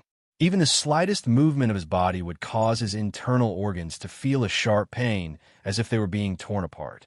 Xiao Yulu's attack made her face turn paler. She couldn't dodge. She couldn't resist. Was Yinu doing this on purpose, trying to torture her in this way? Seeing Xiao Yulu's attack getting closer, the worried growls and Yinu's complacent voice continued. None of you move. Whoever dares to stop me, this lad, is dead. When Xiao Yinyan and the rest heard this, they wanted to go up to stop her, but they were all rooted to the ground as their eyes were filled with hesitation. F***K. I don't care if he dies or not. You bunch of trash. How dare you touch my people? I will skin you alive. Old Lai didn't have the patience to think so much. He was only concerned about Yiqing Luo alone. Gathering treasures and being amiable, that was on account of Yiqing Luo. Especially now, that bunch of people from Secluded Palace were old enemies. Seeing them, Old Lai had the intention to kill them. How could he possibly calm down? Old Lai's rage only lasted for a short moment. The biting cold, profound energy which Xiao Yulu was brewing had already attacked towards Yiqing Luo's face. Ah! Pei Sheng's pupils constricted. Suddenly, an extremely dazzling golden light erupted from his eyes. He stared at Yiqing Luo's direction. There seemed to be some kind of anger in his heart that kept surging. It was all because of him. It was all because of him. Aluo was threatened by others. Aluo was injured. Obviously, they wanted to use this method to torture Aluo. He could not stand by and watch Aluo get injured because of her. Aluo had sacrificed so much for him. He couldn't become Aluo's burden. All of you deserve to die. From Pei Sheng's throat came a roar that sounded like that of a trapped beast. His voice was hoarse, making it hard to hear what he was saying. Pharaoh Crane only felt that the suppressed man's aura suddenly rose. He didn't take it to heart. He just moved the sword closer to the man's neck. However, as soon as he moved, a bam sound was heard. The man's body suddenly exploded with a surge of raging energy. The thick, profound energy was like a spider web as it spread in the air. The majestic and powerful energy swept up a slight hurricane. Bam! Pharaoh Crane's body was suddenly repelled by the sudden burst of profound energy.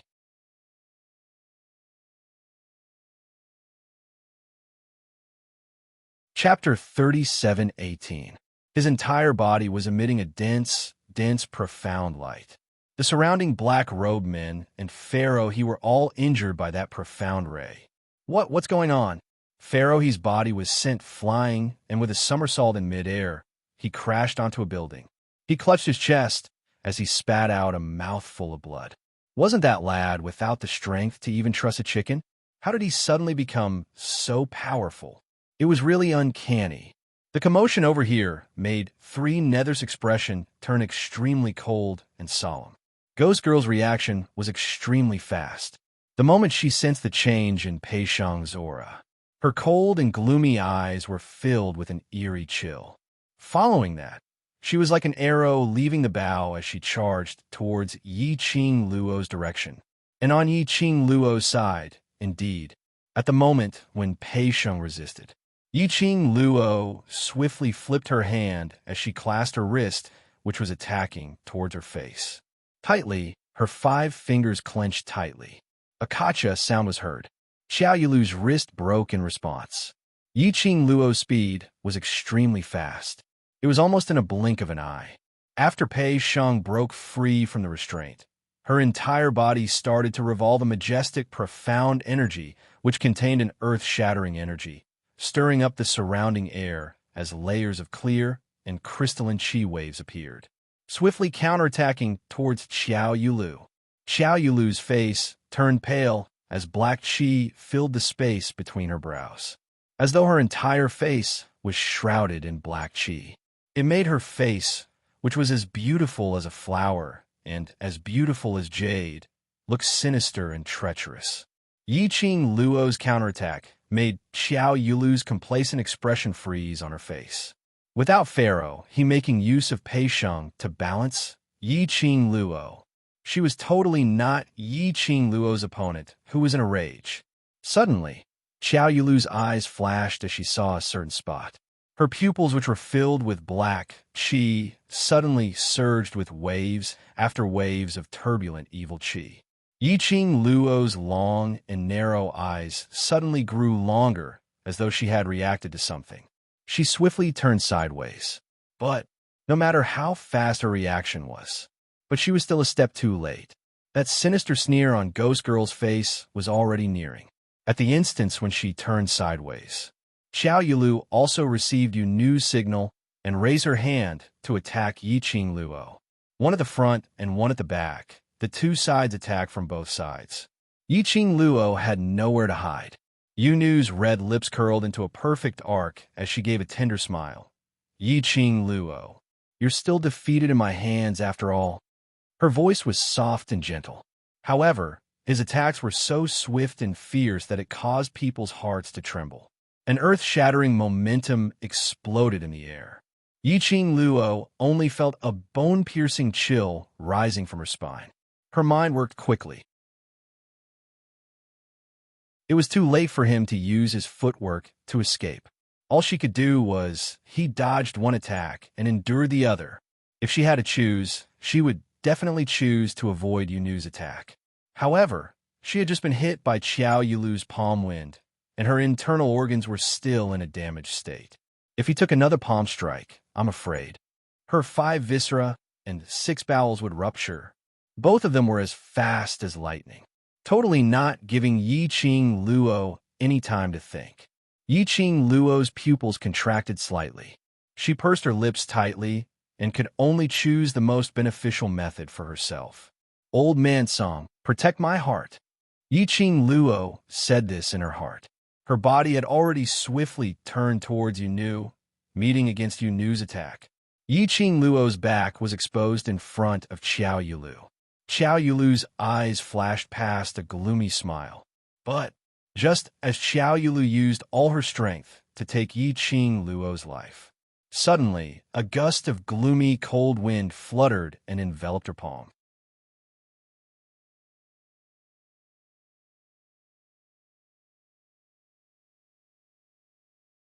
Chapter 37:19. No, it wasn't just a surge of energy. Xiao Yulu sensed in horror that when the cold wind blew over, and a majestic and vigorous energy was rapidly approaching. Violent howling. Xiao Yulu could even see the entrance to hell opening up towards her. No, she didn't want to die. Xiao Yulu was terrified. She wanted to retract her hands, which had already attacked. However, the coldness seemed to have frozen her hands and body, making her unable to move at all. At this moment, Xiao Yulu finally understood earlier. Yiqing Luo knew that danger was approaching, but she could only stand on the spot, passively waiting for the pain to descend. The only difference was, Yiqing Luo was being coerced, standing there to suffer without any resistance, whereas she wanted to hide, but had no strength to hide. A miserable shriek came out from Xiao Yulu's mouth. Xiao Yulu's body suddenly flew backwards, crashing heavily onto the ground. She could even hear the sound of her bones breaking when her body crashed onto the ground. Xiao Yulu's entire face was twisted. Her wide-open eyes were filled with unconcealable fear, and Xiao Yulu was overwhelmed with shock. But someone's heart skipped a beat as various emotions of sweetness and astonishment spread in her heart. After asking Old Man Song to protect her heart meridians, Yiqing Luo originally wanted to forcefully receive Xiao Yulu's attack. However, at the most critical moment, she only felt her waist suddenly tightened. Tightly, a strong and powerful force tightly hugged her waist. Both her feet were in the air as she was brought into a warm embrace. The elegant sandalwood fragrance seeped into her nostrils. It instantly soothed the restlessness and uneasiness in her heart. Yiqing Luo's heart was instantly lifted. Even her charming eyes were slightly opened in disbelief. It's you," she heard Ghost Girl's panicked voice. Following that was the sound of Ghost Girl escaping in the direction of the other two nethers. Yiqing Luo was buried in that person's embrace, so she couldn't see the situation. But she could clearly hear the sound of the air ripple in the air. The sound of Ghost Girl escaping had just started when it suddenly stopped, as though she was intercepted in the middle. Indeed, at the next instance, Yiqing Luo heard a painful moan. Yiqing Luo snuggled into that man's arms as she popped out her little head. Ghost Girl was suspended in the air, kicking her legs repeatedly. Her body and neck were tightly bound by an invisible force. Yunu's face turned pale as she opened her mouth and eyes wide, desperately looking towards Yiqing Luo's direction, hoping to plead for leniency. Meanwhile, a ray of purple profound light shot out from Dark Girl's neck. As the purple light circulated, it enveloped the Azure Dragon. In an instant, the black fog around the Azure Dragon dissipated. Then, the purple profound light shot towards the half of the head that had swallowed Shiju. Purple light flashed. Shiju's small body was faintly discernible. After the Azure Dragon broke free, it immediately rushed towards White Fong's severed head. The dragon eyes nervously stared at the faintly discernible Shiju. Roar! Shiju's small voice sounded normal. I didn't seem to be injured. Yiqing Luo's suspenseful heart was finally suppressed. Her long, curly eyelashes fluttered. Her fingers, which were pressed on the chest of the person who was hugging her, unconsciously curled up. That person's chest was boiling hot, and the rhythmic feeling of his heartbeat was like a drum, beating heavily on her palm.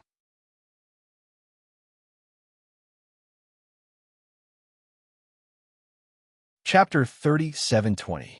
Between her brows, there was a burning sense of warmth and tenderness. She seemed to be confirming something, but also seemed to be in a dream. Cautiously, he raised his eyes and looked at that person's face, under the sky, full of flying sand and blood. The man's peerlessly handsome face was still as outstanding as ever. His purple robe billowed, his black hair scattered on his shoulders. The dancing hurricane floated his black hair. The handsome face that could almost captivate one's soul was reflected in the young girl's pupils at close range. The man's eyes were filled with a smile. His peach blossom eyes were full of pampering for the young girl. Their eyes met, as if even the air was seeping with sweetness. Yiqing Luo's pupils, under the man's pampering gaze, dilated little by little. Her eyelashes were gradually stained with moisture. Her beautiful face was like a peach blossom in March, floating on a cloud. Xian. The young girl's soft voice was choked with emotion. Her arms tightly wrapped around the man's neck, smelling the man's scent, feeling the man's warmth, as if this was the only way to confirm that he had really appeared in front of her. not in the spiritual state, not an illusion, but the real him. The man's arms wrapped around her slender waist, his thin lips slightly hooked, gently falling on her hair. A low and magnetic voice came out of his mouth. Yes, it's me. Xian. Yiqing Luo's arms tightened, completely bringing her delicate body into his arms. She had never thought that Dmo Xian would actually appear in Without Embroiling City, and appear in front of her. Obviously, when they were in the Spirit Devourer formation, his spirit body had been affected. They had agreed that she would go to Without Shadows City to look for him. Why did he come to Without Shadows City alone? Then his body could take it? This thought made Yiqing Luo's heart clench. She suddenly pulled the distance between the two of them and looked up at him carefully. Xian, are you all right? The man's pampering gaze seemed to be able to squeeze water out of it. Just a glance. Her heart softened and melted. He stared at her face, smiled, and shook his head. Don't worry, you value my body so much. How can I let you worry? Yiqing Luo looked at him without blinking. She seemed to want to see it in his eyes. He wanted to see if his words were true or false. It was just that he was watching and watching, under the man's gentle, smiling gaze. That soft spot in Yiqing Luo's heart felt as though it had been hit hard by something. Tears welled up in the corner of her eyes. Don't cry. His voice was gentle, and he sounded a little panicked. His broad and warm fingers covered the corners of her eyes. His slender fingers wiped away the tears at the corner of her eyes. He comforted her in a low voice. I'm really fine. Don't cry. My heart hurts when I see you cry. It was better if the man didn't speak. As soon as he spoke, Yiqing Luo's eyes widened as tears started to flow down uncontrollably. She suddenly plunged into his arms, grabbed his clothes, and said with a sobbing voice, Fool! Why did he have to force himself? How can I not know about your body's condition? Stay in Shadows City and recuperate your body, and wait for me to look for you, all right? She choked with sobs as her tears flowed nonstop. Why are you still acting tough in front of me? Don't cry. The man's voice became even softer. Hot lips replaced the fingers fell on her eyes.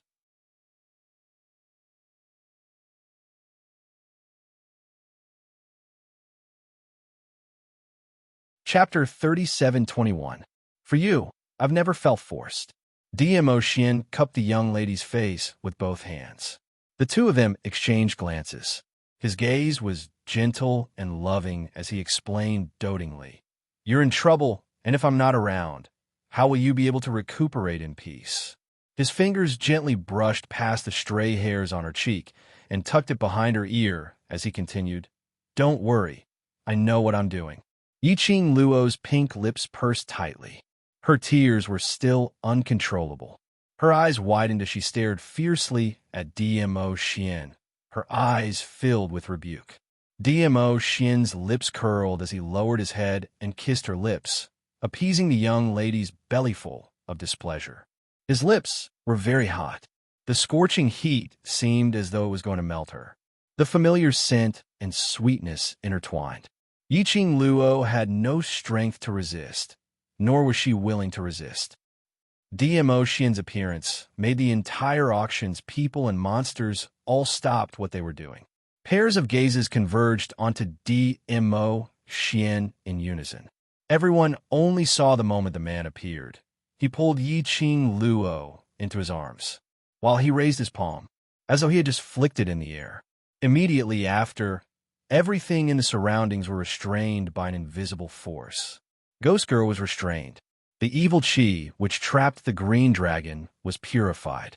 Even White Fang, who had swallowed Shiju, was also forced out of his mouth. What kind of power was this? It was so powerful that he just moved his hand and easily solved the predicament in front of him. The man was treacherous and devilish, like an Azura from hell, holding the power of life and death. Everyone's heart couldn't help but tremble. But what made everyone shocked was that man who was like an Azura, killing God, faced Yiqing Luo. His entire person seemed to be plated with a layer of gentle light, as though in his eyes there was only Yiqing Luo alone. That deep affection, it was filled with love. But this kind of tenderness and pampering appeared on this man. There was no sense of incompatibility at all. Just like for someone as bloodthirsty as him, the gentleness when facing Yi Qing Luo was perfectly justified. Yi Qing Luo. Suddenly, in this treacherous and sweet atmosphere, an icy cold voice broke the atmosphere at this moment. It also called back everyone's will. Even without seeing the owner of the voice, one could feel the coldness in the tone. Hearing this sound, Xiao Yulu, who was lying on the ground with all the bones in her body shattered to the point that she could not get up, suddenly turned her head around. She remembered that when she felt the power of the purple-robed man in front of her had trapped her, she felt a chill run down her spine. He sensed the power of another person. Was it this person? Who would it be? Why were there so many people appearing to save that slut Yi Qing Luo? When Xiao Yulu looked over, it was a man with a cold appearance like an iceberg. His temperament was as cold as ice, and even his eyes were like ice shards. However, he was wearing a long robe that looked like raging flames. The bright red color added a touch of liveliness to the man's expressionless face. Xiao Yulu's pupils shrank. She recognized it. This red-robed man wasn't he, the person in the private room of the Red Clarity Pavilion. In other words, this person was from the Red Clarity Pavilion. Hearing Zhu Wuxin's cold voice, the young lady who was immersed in the joy of charging with her beloved man finally regained her senses. Her cheeks instantly flushed red.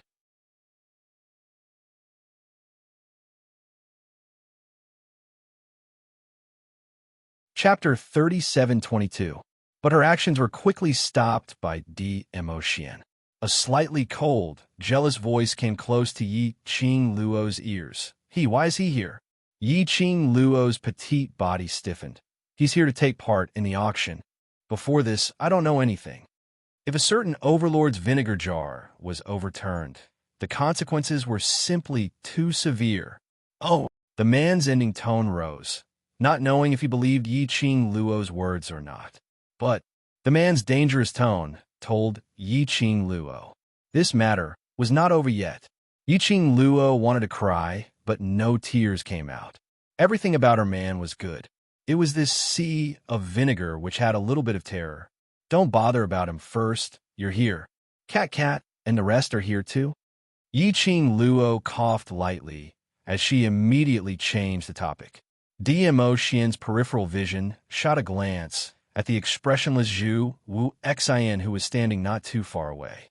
His thin lips curled slightly as the hand which was encircled around Yi Qing Luo's waist suddenly tightened. His tall figure moved slightly, blocking in front of Yi Qing Luo, blocking Zhu Wuxian's vision. Without waiting for Yi Qing Luo to speak, his eyes drooped as he whispered in her ear, "They're all here. They're very worried about you." Yi Qing Luo's eyes lit up slightly, but following that, she revealed a worried expression. "How did you guys come in? Wasn't the auction hall sealed by an array formation?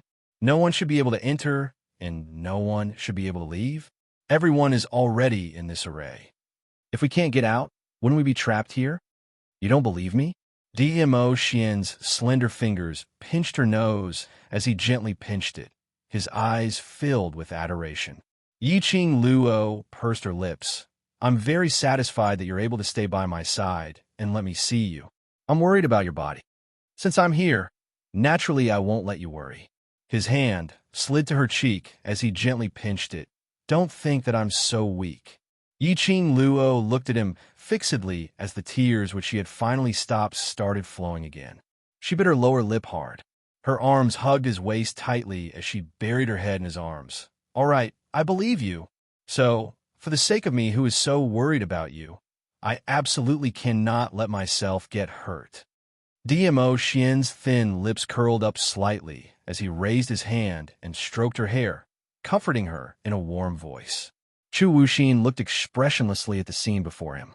He watched as the girl threw herself into the man's arms. A sweet smile appeared on the girl's face. Looking at the young girl's face, it was filled with happiness. His heart felt as if it was being pierced by countless needles. Yi Qing Luo had obviously heard his voice. she would shyly look up at him from the man's arms. Clearly, there was already a shadow of him in her eyes. However, in the next instant, without any hesitation, she threw herself back into the man's arms. That decisiveness, that clear cut, it seemed to be telling him in this way. In this life, the only person she would choose was that man, the man named Immerse. That man who, even when Yiqing Luo was in a coma, was still lingering in her mouth, calling out incessantly. She knew. Just now, when Immerse struck out, he also appeared to save her, disregarding the agreement with the secluded palace, just because he wasn't willing to see her get hurt. But in the end, he was still a step too late, just like how he had promised her in the future. But after she grew up, he appeared in front of her a step too late.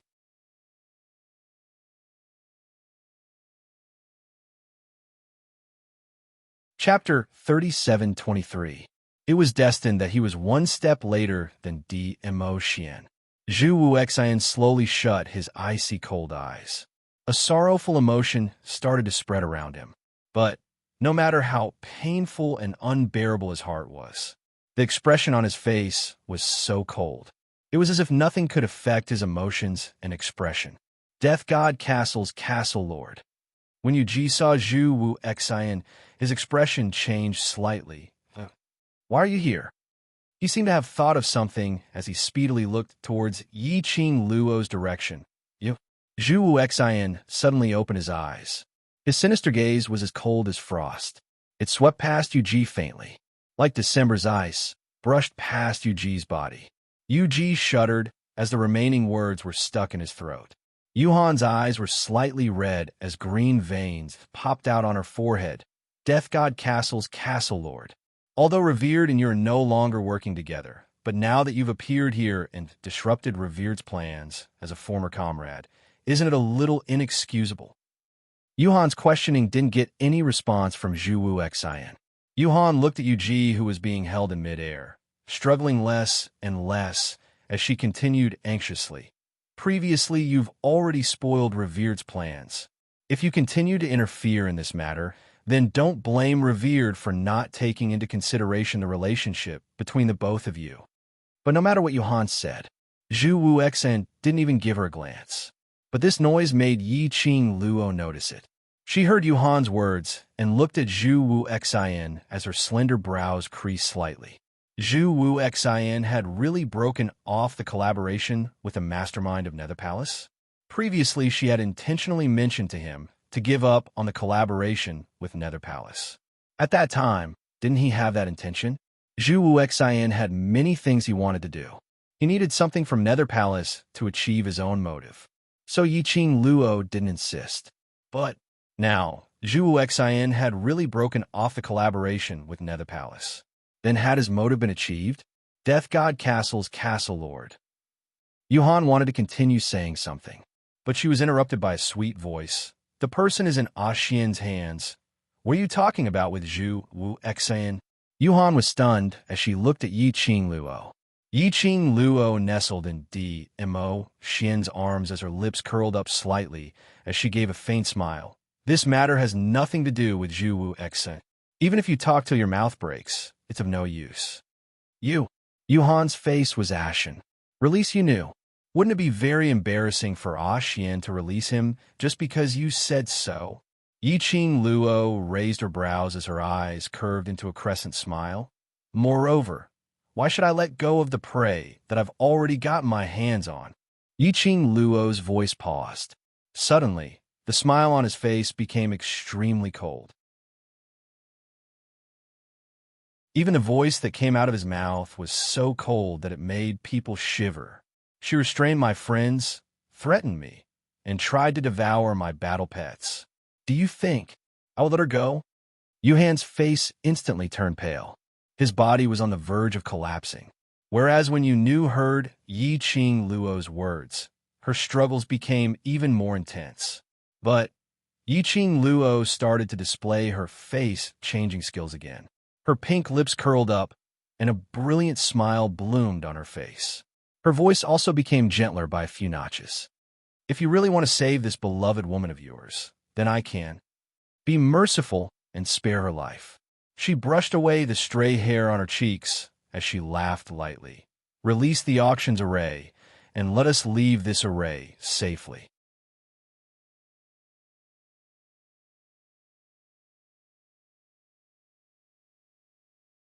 Chapter 3724. Impossible, Yuji shouted sternly. Yuhan clenched her fists tightly as her scarlet eyes stared at him. I can't let anything happen to Yunu. Whether she dies or not has nothing to do with me. Yuji's expression was cold. Moreover, I don't want to die. He shot a cold glance at Yunu's direction as he said word by word. Don't forget what punishment we will receive if we fail this mission. Yuhan's face suddenly turned pale.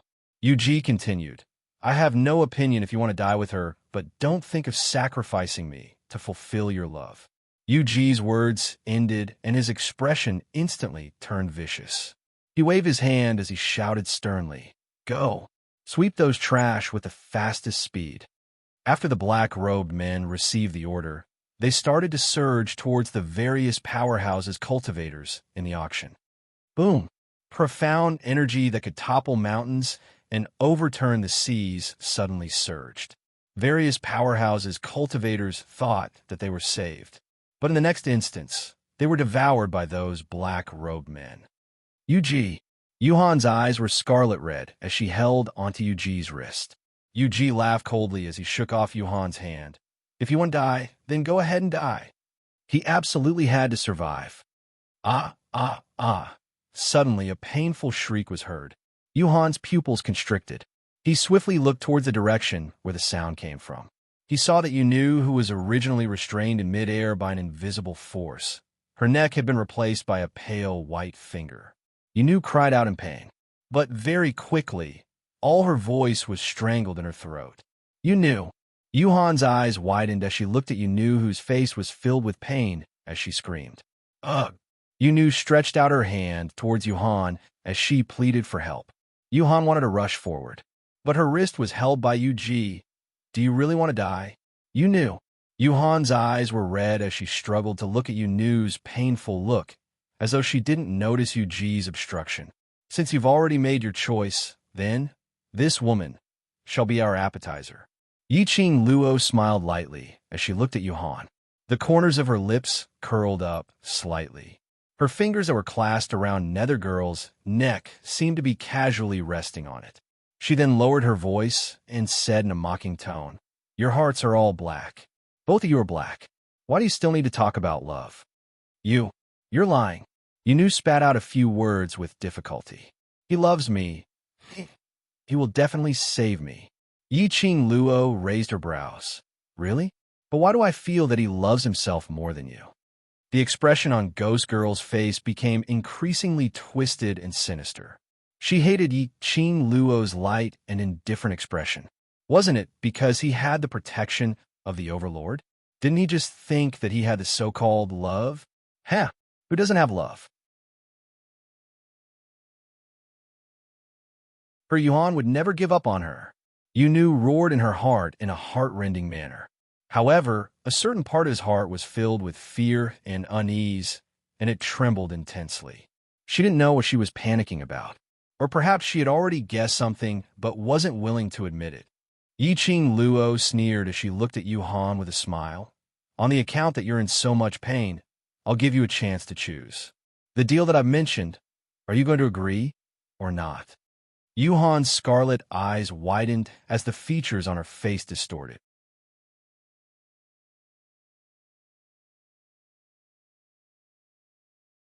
Chapter 3725. She hadn't even finished her clamorous words. Suddenly, Yuhan's wrist, which was held tightly, loosened. She heard Yuji's impatient voice. If you want to prove your love, then accompany her to die. At that moment, Yuhan became quiet. Yiqing Luo laughed softly as she looked at Yunu's twisted face and smiled. See, it's not that I don't want to give you a chance to prove your love, but what a pity. Yunu's pupils dilated slowly. Her throat suddenly tightened, as though all her breathing was blocked in her throat. She didn't even have time to struggle. Following that, she felt a shapeless flow of air gushing into her internal organs, as though a sharp blade was cutting everything in her body. She struggled and twisted in pain, but there was no way to reduce the pain in her body. She moaned and even wanted to tear her skin apart to expel the tearing pain in her body. Suddenly, her throat seemed to be pulled by some gas. She cried out in pain. She was in pain, venting. Her mouth kept on screaming Yuhan's name, not knowing when Yiqing Luo had let go of her. She floated in midair, screaming and struggling in pain. She couldn't take it. Her body wriggled as she looked at Yuhan. Save me. Yuhan, save me. But that man who kept saying that he loved her. However, when his eyes met hers, he slowly moved his head away. Yuhan didn't move. He had no intention to save her. Yuji didn't hold him back at all. It was him who had already given up on her. Yunu's screams gradually stopped. In her mind, the words which Yiqing Luo said to her ears inexplicably rang. Your hearts are all black. Why do you need to talk about love? That's right, all black. They were all selfish.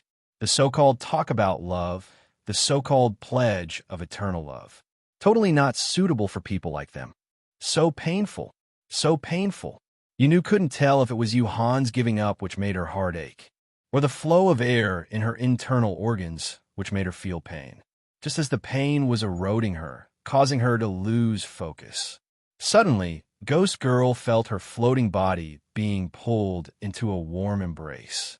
That warmth seemed to ease the torturous pain in her body. Yunu's heart tightened. Joy spread from the bottom of his heart. Yuhan! She knew it. Yuhan would never give up on her so easily. However, the moment she slowly lifted her gaze, his gaze landed on the figure. Her joyful expression froze on her face. It's you. Yunu spoke in a hoarse voice that was filled with surprise. The man who was holding her was dressed in a loose black robe that covered his entire body.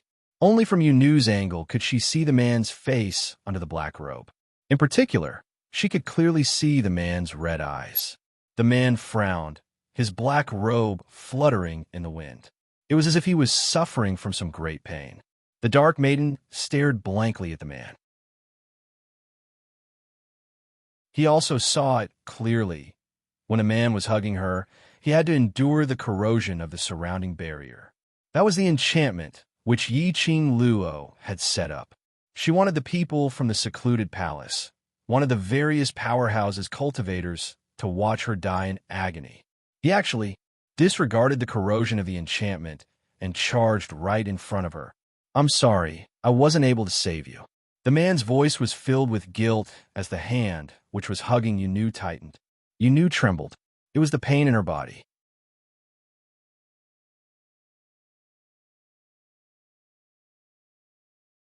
Chapter 37:26. Yuming, you're so silly. Yunu grinned as she laughed softly. The moment she laughed, a big mouthful of blood gushed out from her mouth. It was accompanied by a painful cough, but she was still laughing. She raised her hand and placed it on the man's face. But before her hand could reach the man, her body convulsed violently. The light in her eyes was extinguished bit by bit. The hand that was raised also drooped down weakly. A teardrop rolled down from the corner of her eye. No one knew if this teardrop was complaining about her lack of understanding of people, or was it the guilt towards the man. Once Yunu died, the surrounding enchantment was removed. The man carried the person in his arms as he slowly landed on the ground. His eyes were looking at the person in his arms, whose eyes were shut.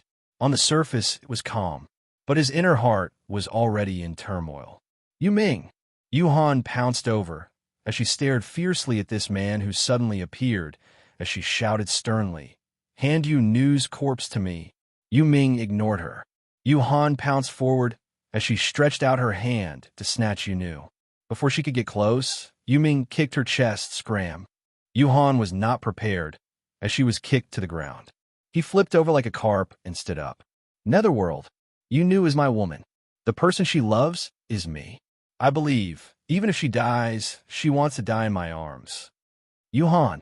Yuming slowly raised his head. Under the black robe, that pair of scarlet eyes gave off a shocking cold glint. The person who has the least right to say this is you. His voice was icy cold, filled with viciousness, Obviously, you could save her, but for your own life, you gave up on her. Such a selfish person. What right do you have to touch her? Yuhan was stunned by Yuming's eyes, but looking at Yu knew in Yuming's arms. Her heart felt especially upset. Yuhan naturally liked Yu. So many years of feelings, it couldn't be faked. But between love and his own life, he chose himself. Yi Qing Luo's conditions, he couldn't possibly agree to it. Even if Yu Ji didn't stop him, he couldn't possibly agree to it. In Nirvana realm, their ghost hands 5 you had failed time and time again. If they failed this mission again, the Venerable would definitely take their lives. And he would use the cruelest way to punish their incompetence. TSK, TSK. Xin, I'm right, aren't I? Your heart is black, and so is your love life. A clear and melodious voice rang out lightly. That laughter was filled with ridicule and ridicule. Yuhan's face instantly turned ashen, and a sinister black aura appeared between her brows. Following the girl's voice, Yuming slowly looked over. Yi Qing Luo calmly waved at Yuming, long time no see. Yuming lowered his head and took a look at Yu in his arms before raising his head and meeting Yi Qing Luo's gaze. His scarlet eyes seemed to be burning with a sea of fire. Seeing this, Yuhan's eyes flashed. Yuming, now is not the time to be calculative. You're also a member of the secluded palace, and your most beloved secluded maiden had died in Yi Qing Luo's hands. Even if it's to avenge Yu, you should help. The Netherworld did not speak. I know you have the Netherworld mirror. You just need to use the Netherworld mirror to control the Venerable Sovereign. We'll take care of the rest. Yuhan added. He bumped Yu Ji again. Yu Ji's face darkened, but he thought about their mission and the nether mirror in Yuming's hand.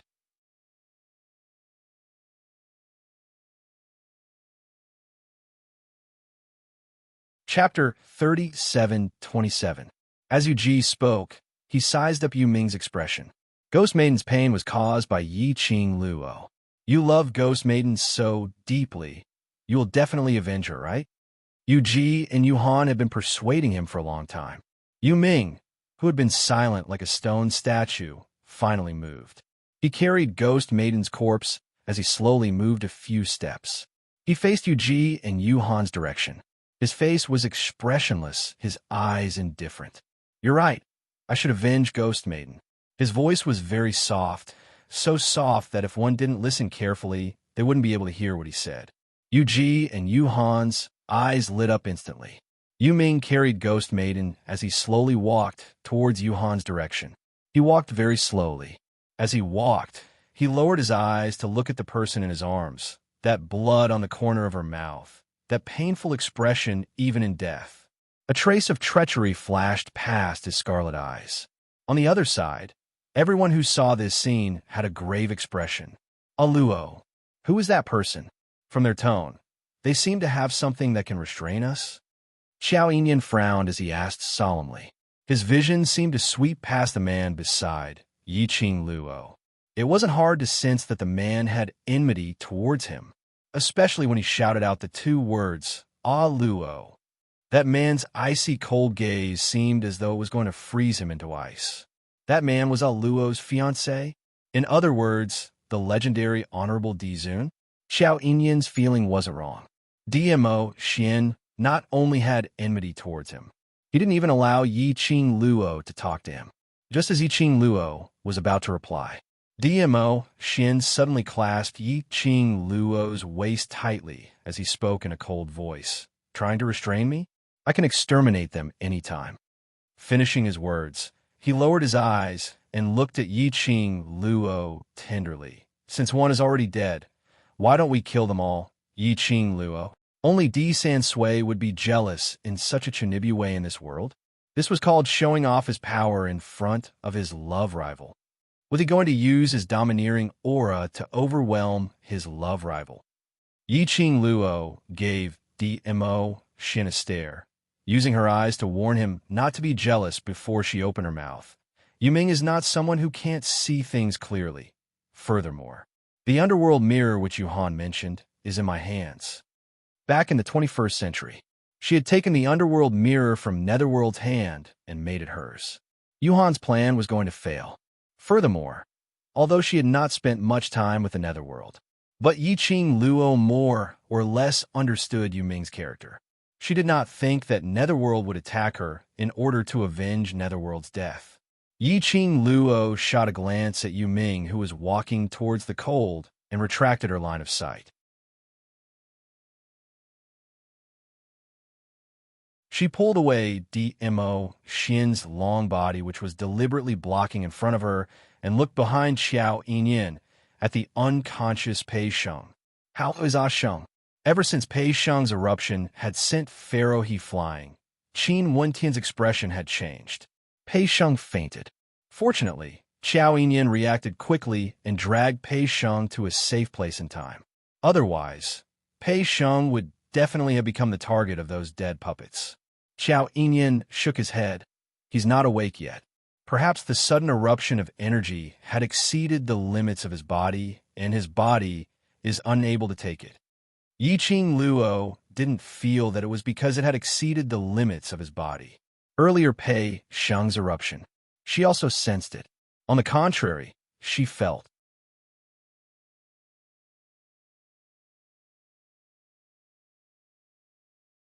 Chapter 37:28.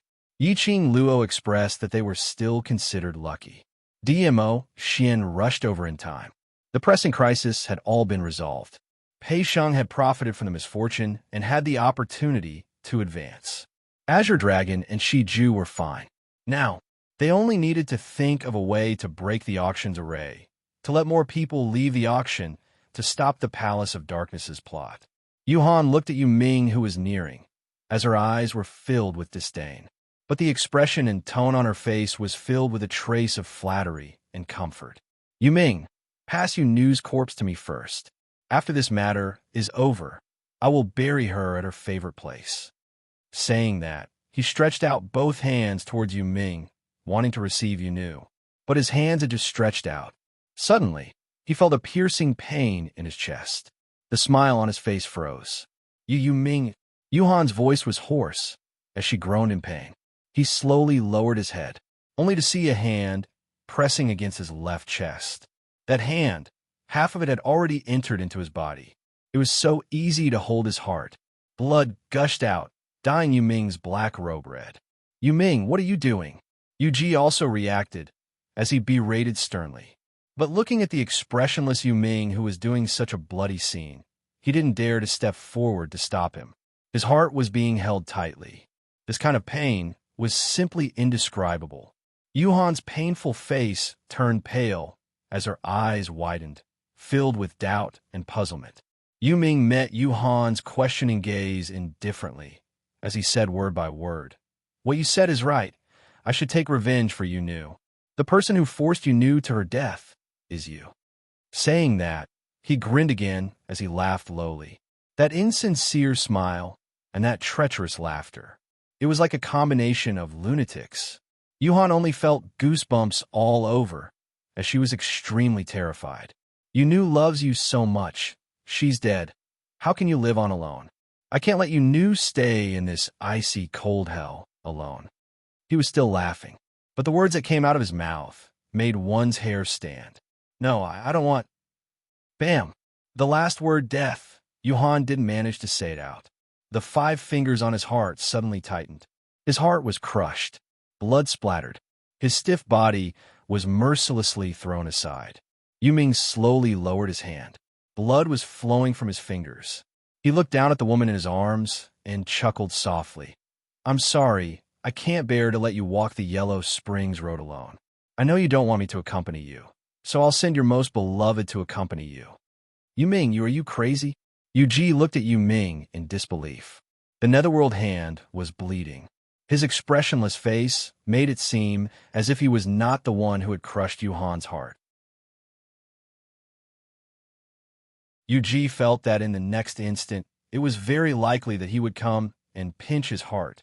When Yu Ming raised his head and stared straight at him, Yu Ming's eyes were fixed on him.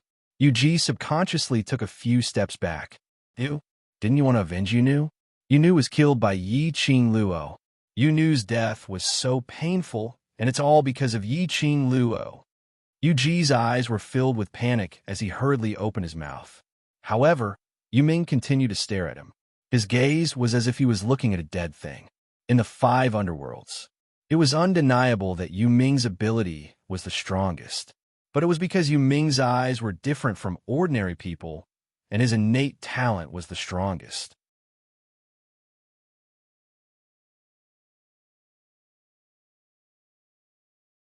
Chapter 37:29. They and Yuming hadn't met each other for so many years. Yuji felt that he had matured a lot. But when facing Yuming, he still had an instinctive fear in his heart. Amen. I'm taking revenge for her. Yuming looked straight at Yuji as his voice was calm. Yuji took another step back. Are you mistaken about the target of your revenge? Yuming laughed. Yi-Ching Luo is someone who keeps her promises. Earlier, if you had agreed to her request, Yunu wouldn't have died. You're insane. When Yuji heard Yuming's explanation, he was so infuriated that his face turned pale and instantly turned steely green. If we let them go, the Overlord will not let us off. In the end, we still have to die. So you'd better go and die. Yuming totally didn't listen to Yuji's explanation. As though he had lost Yunu, he had lost the intention to live.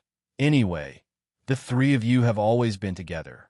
On the road to the Netherworld, walk together. Yuji stared at Yuming, knowing that Yuming's current situation could be said to be beyond cure. His eyes sunk, and his figure suddenly leapt towards the direction of the black-robed man, hiding his figure in the crowd.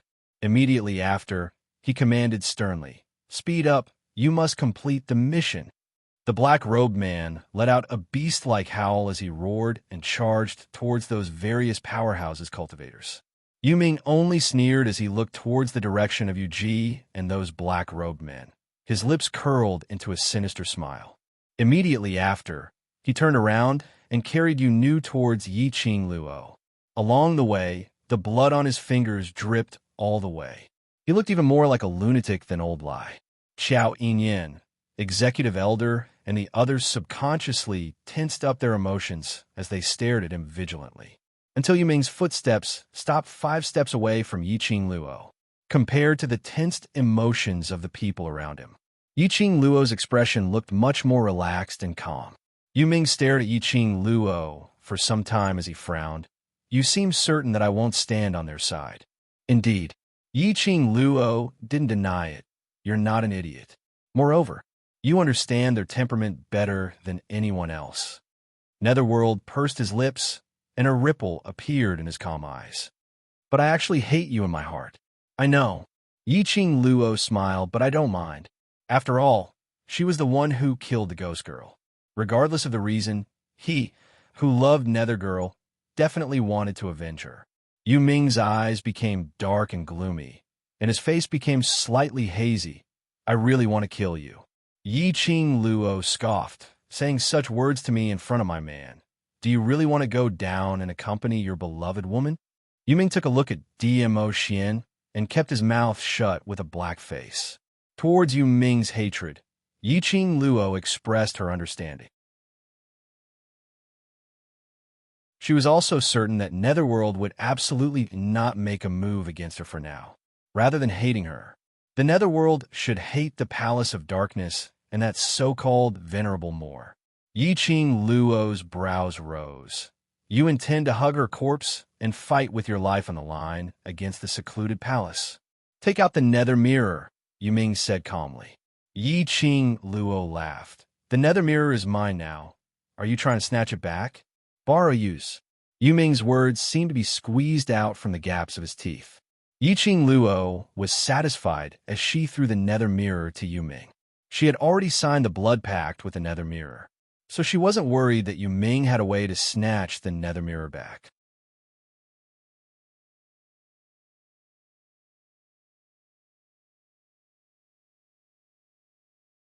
Chapter 37:30. But he totally didn't bother about it. Yi-Ching Luo clicked her tongue. As expected, he couldn't be bothered to care for something that didn't belong to him. That bloodied hand was afraid of dirtying Ghost Maiden, so he didn't even dare to touch her. When he held onto the underworld mirror, he couldn't care less. "Huh, man?" Yiqing Luo ridiculed in her heart. But her eyes were fixated on Yu Ming's actions. There were many functions of the underworld mirror that she didn't understand. It was not practical to ask Yu Ming about it. She could only rely on herself to explore and learn secretly. Yu Ming held the underworld mirror and stared at Ghost Maiden for a long time, as though he wanted to imprint Ghost Maiden's face firmly in his mind. After a moment of silence, his fingers suddenly clenched the underworld mirror tightly as he shut his eyes tightly. The underworld mirror was aimed at Ghost Maiden. A white light flashed. Ghost Maiden's figure disappeared into Yu Ming's arms. Yu Ming held the underworld mirror tightly as he stared at the smooth mirror. His brows were filled with pain and struggle. He slowly raised his head and looked at Yiqing Luo. "Before the battle ends, can you leave the underworld mirror with me?" Although she didn't see clearly what Yu Ming did, but she could roughly guess. Yu Ming borrowed the power of the underworld mirror to temporarily preserve Ghost Maiden's corpse. Yiqing Luo didn't understand and couldn't understand why Yu Ming was so dead set on Yu. But as a woman who was addicted to dating the Overlord, she understood Yu Ming very well. "All right, but this counts as you owe me a favor, so you can only use the array entrance to open the auction to repay this favor." Yiqing Luo agreed straightforwardly. Yu Ming took a look at her and shifted his gaze away, not replying to her. Apparently, he didn't want to bother with her. Yiqing Luo didn't pursue for an answer. Anyway, if Yu Ming couldn't do it, he would always owe her a favor. Xiao Yinyan stared at Yu Ming and sized him up for a long time before asking in a low voice, "Can this person be trusted?" He could tell that the relationship between Yu Ming and the secluded palace wasn't ordinary. Yiqing Luo nodded. "Temporarily we can trust him, but we still have to be careful." Elder A was slightly worried. "Since we can't be sure of his safety, why help him? What if he attacks us while we're not paying attention?" "Not for the time being." Yiqing Luo was originally too lazy to explain, but under the current situation, she needed to appease them. She thought for a while and explained the reason in a simple manner. He has a deep grudge against the Palace of Darkness and was once a member of the Palace of Darkness. He is very powerful. If he can help us temporarily, it will be a great help. Most importantly, he might have a way to break this formation.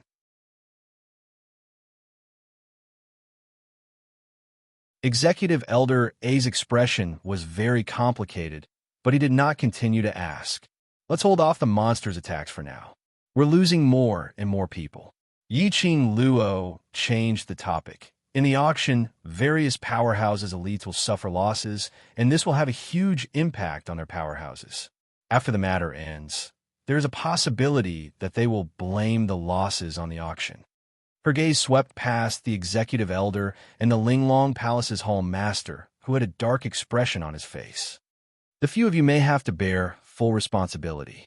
Everyone's faces turned pale in an instant. Yiqing Luo had already said so.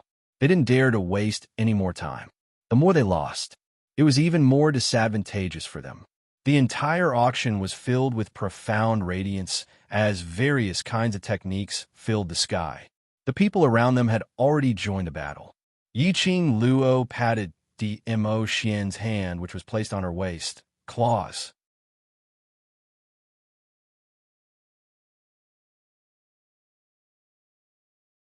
Chapter 37-31. Yiqing Luo expressed that she couldn't see the man's grievances. She walked past Dmo Xian and walked slowly to Pei Sheng's side. The surrounding battle was too intense. If Xiao Yinyan kept paying attention to Pei Sheng, it would affect his battle power. But if she ignored Pei Sheng, the people from Gloomy Palace would definitely think of ways to deal with Pei Sheng again. After all, they were very clear. They could use Pei Sheng to threaten her. Yiqing Luo took Pei Sheng's pulse and confirmed that he was fine. She thought for a moment and said to Yu Ming, "Use the underworld mirror to keep Pei Sheng in." Yu Ming frowned. Ghost Girl is inside. Separate. She wouldn't let Pei Sheng lie together with a corpse, especially that corpse was a lady. If Gu Zishi found out about this, wouldn't she be filled with jealousy? Yu Ming's brows creased even tighter as he remained silent for a moment before he unwillingly walked over with the underworld mirror. The few people beside him stared at Yu Ming with vigilance. Yu Ming didn't mind as he walked to Yi Qing Luo's side. Move aside. Yi Qing Luo obeyed as she stood up and moved aside. Yu Ming pointed the underworld mirror towards Pei Sheng. A flash of white light suddenly flickered. But the truth didn't look like what Yi Qing Luo had seen when Ghost Girl's body disappeared. Pei Sheng, who was lying on the ground, didn't disappear. Instead, he moved. First, his fingers shook. Immediately following that, his body started to move slowly. Yu Ming took a step back with the underworld mirror, and his expression congealed as he looked at Pei Sheng in astonishment. Who is this friend of yours? He can actually counter the power of the underworld mirror. Counter the power of the underworld mirror? Yi Qing Luo was shocked. His consciousness refused to enter the underworld mirror. Yu Ming kept the underworld mirror. This is my first time encountering such a situation. Your friend is very powerful. You mean, Brother Pei's ability is very powerful? Xiao Yinyan seemed to doubt his own ears when he heard that. Yu Ming took a look at Xiao Yinyan and replied calmly. Yes, generally speaking, there aren't many who can resist the power of the underworld mirror. Even she.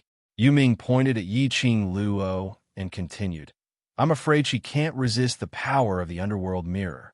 Xiao Yinyan's expression was complicated. Sheng is indeed extraordinary. Yi Qing Luo pursed her lips.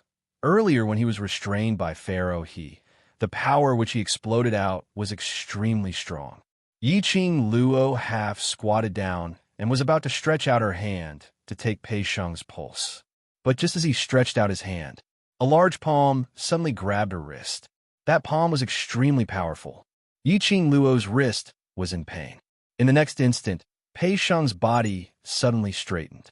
His eyes were tightly shut as he faced Yi Qing Luo, emitting a kind of powerful aura which was about to erupt like a volcano. Yi Qing Luo frowned and was about to open her mouth. The man who was facing him suddenly opened his eyes. It was a pair of golden eyes. That's right, gold. Although it was not pure gold, there was also a hint of dark gold. But when Pei Sheng's eyes met with Yi Qing Luo's heart was still shaken. Those eyes, why did she look so familiar? Why do I feel like I've seen him somewhere before? Brother Pei. Xiao Yinyan's voice interrupted Yi Qing Luo's thoughts. Xiao Yinyan was already squatting in between him and Pei Sheng as he stretched out his hand and placed on Pei Sheng's hand. You're hurting Luo? Pei Sheng's hand was still holding onto Yi Qing Luo's wrist tightly. The force had no intention of lessening. Yi Qing Luo was just about to say that it was all right. Suddenly, he felt something tighten around his waist. Her feet left the ground as she fell into a warm embrace.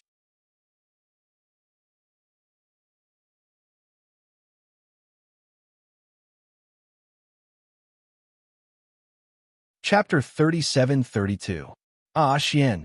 Yi Qing Luo's arms immediately encircled the man's neck. The man clasped her waist tightly and looked at Pei Sheng and Xiao Yinyan in an unfriendly manner. It's all right. Sheng just woke up and his mind isn't clear.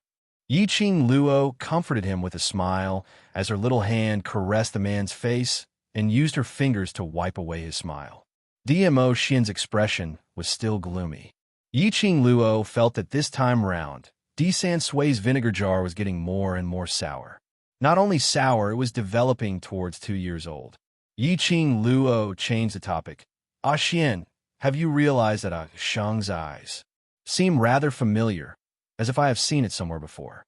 You seem to be especially concerned about that kid called Pei Sheng? Dmo Xian lowered his eyelids as his peach blossom eyes locked onto Yi Qing Luo. His slightly lowered voice was obviously oppressive. Yi Qing Luo. All right, this change of topic made San Sui even more jealous. At this moment, a frivolous voice came from behind. Overlord, you will easily lose Qing Luo in this way. Following that, Yi Qing Luo saw Zhou Mo hugging Kitty Li as he walked towards them. Behind them was an expressionless ghost martial artist. When the three of them walked over, and even staged a mime, When Kitty Lee saw Yi Ching Luo, her pair of animated eyes lit up. She wanted to rush over, but she was hugged tightly by Zhou Mo. Kitty Lee turned her head and stared at Zhou Mo with her claws and fangs bared. However, Zhou Mo patted her head and whispered something in her ear. This caused Kitty Lee's cheeks to turn red. After that, she nestled in Zhou Mo's arms and stopped struggling. This scene unknowingly stuffed a mouthful of dog food into Yi Ching Luo's mouth. Yi Ching Luo expressed her heartache. Her Kitty Lee had really been taken over by a fox. How long had it been? Kitty Lee was subdued by the fox. After the mime ended, the three of them approached Yi Ching Luo and the rest. Zhou Mo Xian raised his brows at Mo Xian as he squinted his bewitching phoenix eyes and sloppily continued the topic earlier. Men, your possessiveness cannot be too strong. Ching Luo has her own rights to make friends, and as Ching Luo's man, how can you put on that attitude towards her friends? You still have to learn from this young master what is called a man's way of life. Mo Xian abruptly shifted his gaze as he stared at Zhou Mo with an icy cold gaze. His eyes were surging with billowing waves. A chill ran down Zhou Mo's spine, and he tucked his tail between his legs. But his mouth was still unwilling to admit defeat as he raised his eyes towards Yi Ching Luo.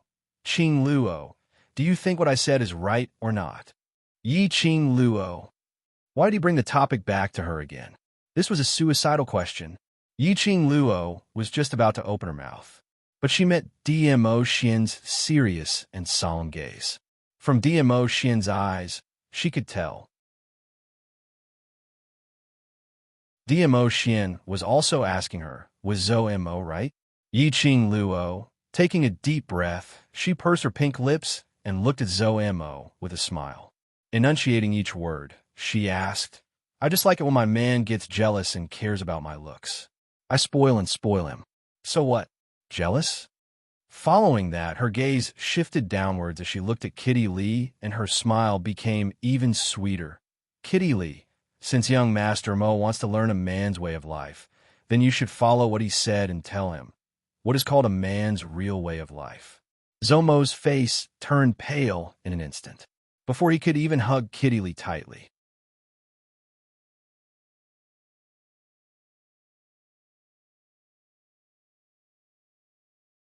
Chapter 37-33.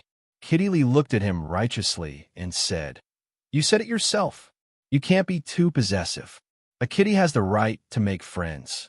Kitty wanted to be with her beloved big sister. If you really love cats, then you should satisfy them. Zhou Mo. Damn it.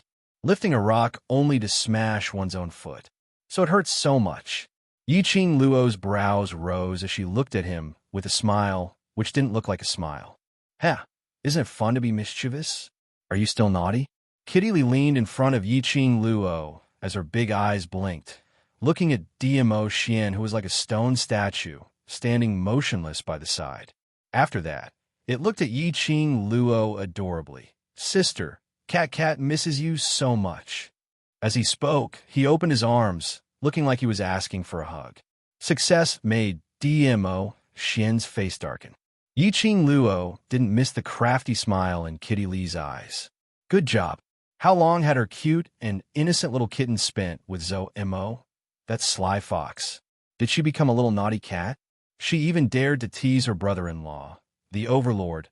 However, even if Yi Ching Luo's heart was cursing Li Mao's transformation.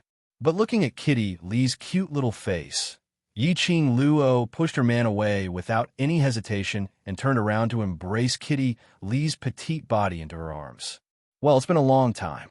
Just to satisfy his willful little sister's bad taste.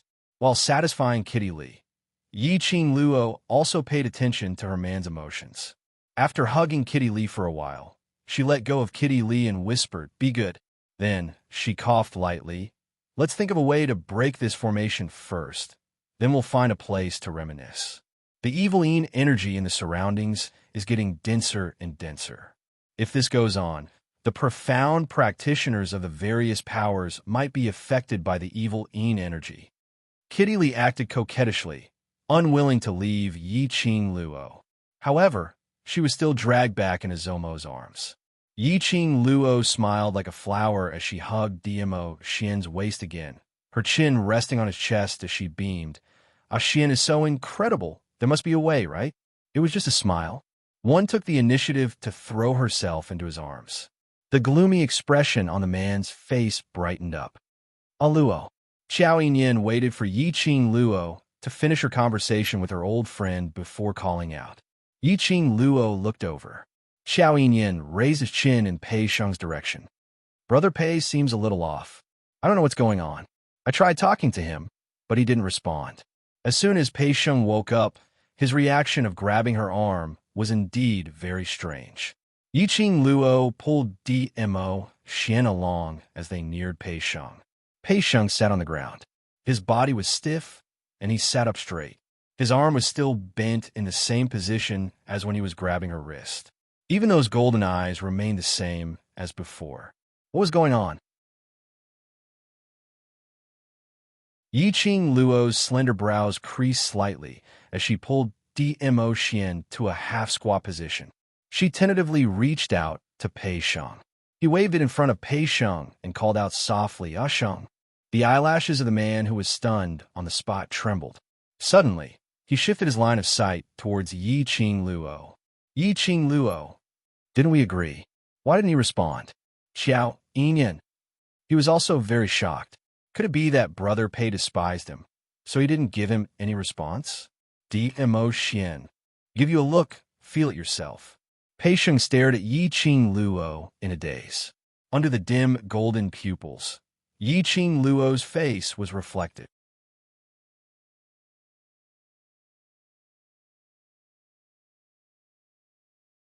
Chapter 37-34.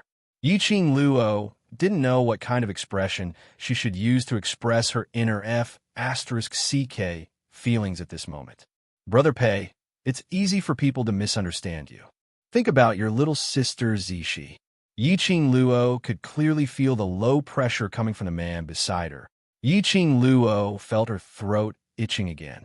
She coughed a few times and looked at Pei Sheng calmly. How are you? I don't know. Pei Sheng raised his arms, his eyes filled with confusion. I feel that my body is different from before. It's as if I have inexhaustible strength, he blinked his golden eyes and said. There seems to be a voice in my head, urging me to fight to my heart's content. Yiqing Luo stared at Pei Sheng's face for a long time. Then he said, "Oh." He glanced at the battlefield not far away and said, "Go fight." Pei Sheng clenched his fists and felt the power in his body. However, his eyes were still filled with confusion and uncertainty. Can I really do it? You have to believe in your own strength. Yiqing Luo withstood the enormous pressure as she patted Pei Sheng's shoulder. Don't tell me you don't want to leave this place. Don't want to return to the Treasures Exchange Hall. Don't want to stay by Zishi's side and watch her wake up. No one knew if he had mentioned Zhu Bao or Zishi's name. The perplexed man's eyes flickered a few times and became more resolute. Yiqing Luo retracted her hand and continued. Haven't I said this before? Zishi will either wake up today or tomorrow. If she knew that you were trapped in the auction's array, what would she do? If she forced her way into the auction in order to find you, you should know very well how dangerous it is inside. Pei Sheng suddenly raised his head. His clenched fists seemed to be surrounded by a thin layer of profound light, although it was not obvious. However, his aura was extremely strong. He looked at the battlefield. Blood dyed the ground. It was a brutal and ruthless scene. His eyes gradually became sharp. Yiqing Luo pulled Dmo Xian as she slowly stood up and gave him an encouraging smile. Go on. An afterimage flashed before his eyes. The man's figure had already rushed into the battlefield. His speed was as fast as lightning. Pei Sheng joined the battle. At first, he wasn't used to it. However, after swinging his fists and punching the black-robed men one by one, the black-robed men exploded. Gradually, he found a feeling. Moreover, he noticed that his attacks were different from the other profounders. The attacks of the other profound practitioners did not affect the black-robed man in the slightest. At most, he could only hinder the other party's movements.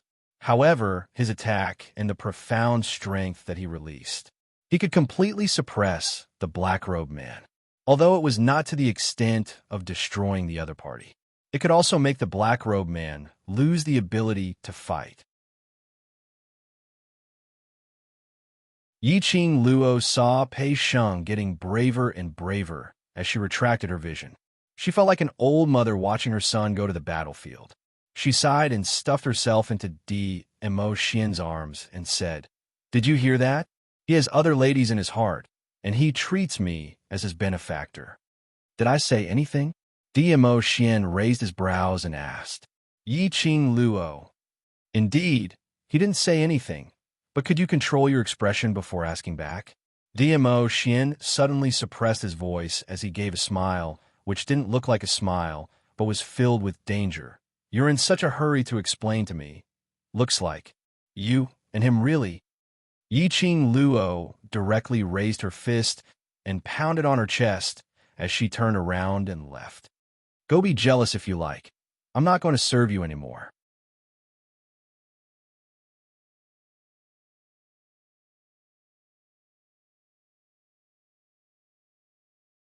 Chapter 37-35. Oomph. Don't think that she didn't know what he was thinking. Wasn't he intentionally finding trouble, waiting for her to coax him?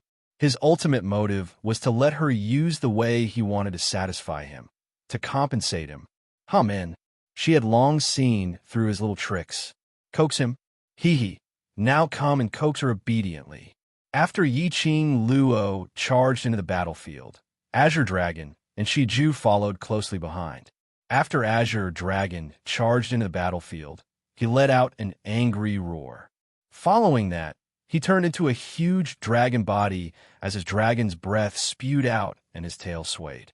A bunch of black-robed men were smashed into pieces. The entire auction sky and the surrounding air was filled with a terrifying hurricane.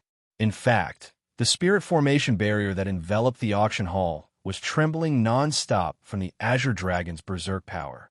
Large tracts of air waves were like ripples on the surface of a lake as it rippled in circles. The auction fell into a state of violent shaking. Even the ground began to crack like a spider's web, with countless fine cracks densely packed together. It showed that Azure Dragon was really infuriated. Shi Ju was Azure Dragon's reverse scale. "Sir Yuji, what should we do?" Pharaoh, he dodged left and right to avoid the flying broken stones as he looked at Yuji, who had a gloomy expression as he asked anxiously. Yuji stared at Azure Dragon viciously, without replying. But his expression and the tensed muscles on his body could be seen. His current emotions were already on the verge of exploding. They had obviously done all the preparations. They could totally wipe out this bunch of trash from the Earth domain. Yet, such an accident happened. Obviously, the Overlord couldn't possibly appear here. They specially separated the Overlord and Yiqing Luo so that they could deal with Yiqing Luo alone. Obviously, Death God Castle's Castle Lord couldn't possibly appear here. But unfortunately, Zhu Wuxian appeared just like that, and he even stood on Yiqing Luo's side in an absolutely protective manner. Full of confidence, he brought his corpse puppets to the auction to carry out a massacre. He had not expected that before it even started. Out of their 3 nether, 2 of them were dead. Now in a ghost hand's 5 nether, there were only him and Yu Ming left. But Yu Ming was obviously planning to betray the Palace of Darkness. It could be said that this mission, they had suffered a huge loss. If this went on, this mission might really fail. His eyes suddenly darkened. No. He absolutely could not fail. Those fools were not afraid of death. But he didn't want to die. Eugene narrowed his eyes as if he had made a decision. Then he looked at Pharaoh Crane. "Do you want to live?" Pharaoh Crane nodded vigorously. Didn't they join the Palace of Gloomy Darkness to survive? Do you still remember the conditions of the deal between the Dark Organization and the Nether Palace? Yuji asked. Pharaoh's expression froze, and the muscles on his face twitched. Finally, he said, "I remember. The Palace of Darkness will help us take revenge and reform the Dark Forces. They will also help us awaken the King of Darkness at his peak." He paused and said the next sentence with difficulty and reluctance. "If the Palace of Darkness can do it, We, the dark forces, will all surrender to the leader of the Palace of Darkness and become a part of the Palace of Darkness. As long as you remember. Yuji pursed his lips. After this mission is completed, bring me to the King of Darkness's resting place. Pharaoh Crane's expression stiffened. So fast. Are you prepared to awaken the King of Darkness?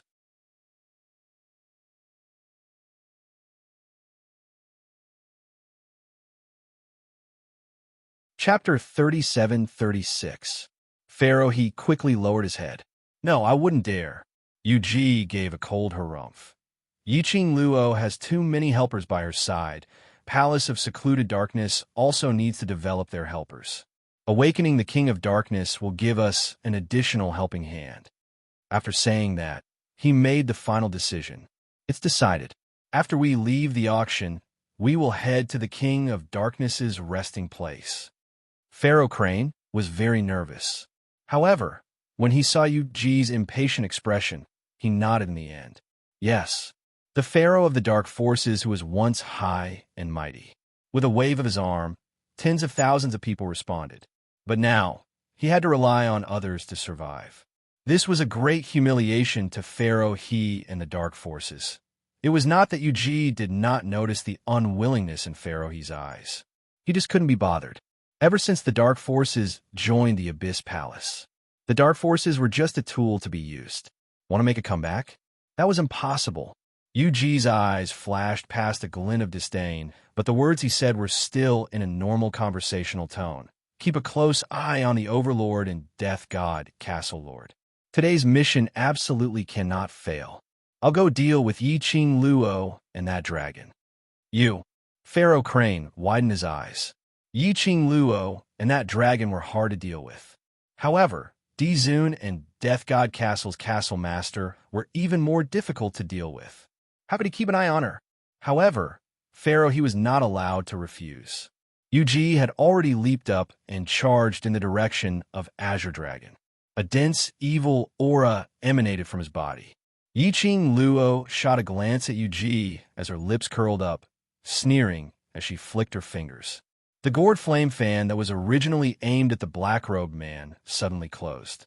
Shortly after, a mysterious light surrounded the glowing flame fan. The profound energy that soared to the sky was like a sharp blade, as it shot straight towards Yuji's face. When the evil In-Chi collided with the bright red light, the air vibrated. The dark force collided. A huge burst of sparks exploded.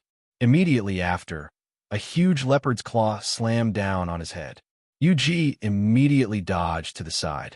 He was hit in the chest by the remaining power of the Xian light. He grunted and took 2 steps back. He clutched his chest as his sinister eyes, which were suffused with black chi, stared deadly at Yiqing Luo. Yiqing Luo raised her eyebrows in ridicule. Her long and narrow eyes seemed to be wrapped in frost. Finally willing to make a move? I thought you were going to continue to be a coward. Yiqing Luo, you will regret saying this. Yuji's eyes turned cold as the black gas enveloped him completely. He suddenly let out a roar.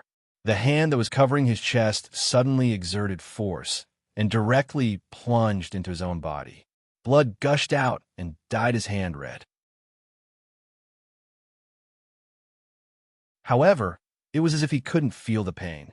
The expression on his face contorted and became crazed. The corners of his mouth curled up into a horrifying sneer. What is he trying to do? Suicide? Yiqing Luo was stunned by Yuji's actions. Old Man Tsang said seriously, Little Luo, don't let your guard down. I think he's planning to use his own flesh and blood to cast some forbidden technique. Yiqing Luo, another forbidden technique. Other than using sinister methods, couldn't the Dark Palace fight them head-on? Yiqing Luo pursed her lips as she looked straight at Yuji. Forbidden technique, right? A forbidden technique which has been interrupted. Can it still be a forbidden technique? Her 5 fingers moved, and the gourd flame fan turned into streaks of neighborhood light as it entangled towards Yuji from all directions, attempting to interrupt Yuji's thoughts. But just as her attack was about to get close to Yuji,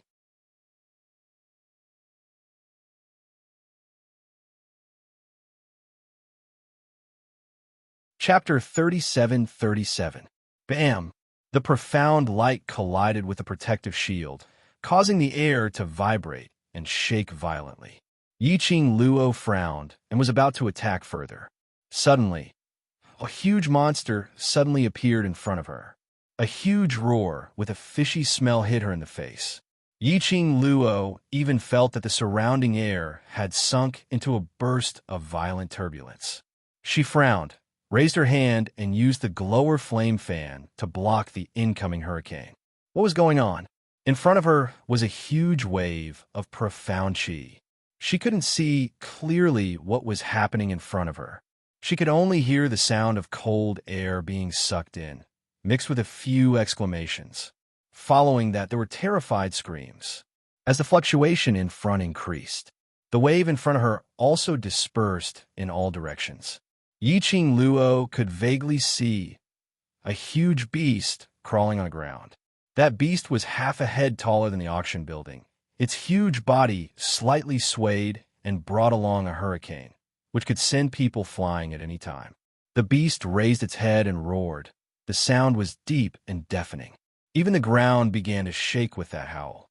That disgusting stench was emitted from the beast in front of her. What kind of monster was this? Was it the same as the fake white dragon's white fang? A corpse puppet? No. In his mind, Old Man Song very quickly gave a negative answer. That is the forbidden technique that this old man spoke of, using one's own flesh and blood and strength to create dark beasts to fight alongside one's own. Dark attribute beast. Yiqing Luo had never heard of this kind of beast and could only guess based on the surface. Could it be this huge monster is a battle tool created by Yuji using his own flesh and blood? You can say that. Old Man Song said, this is completely different from a corpse puppet because it belongs to the illusory category.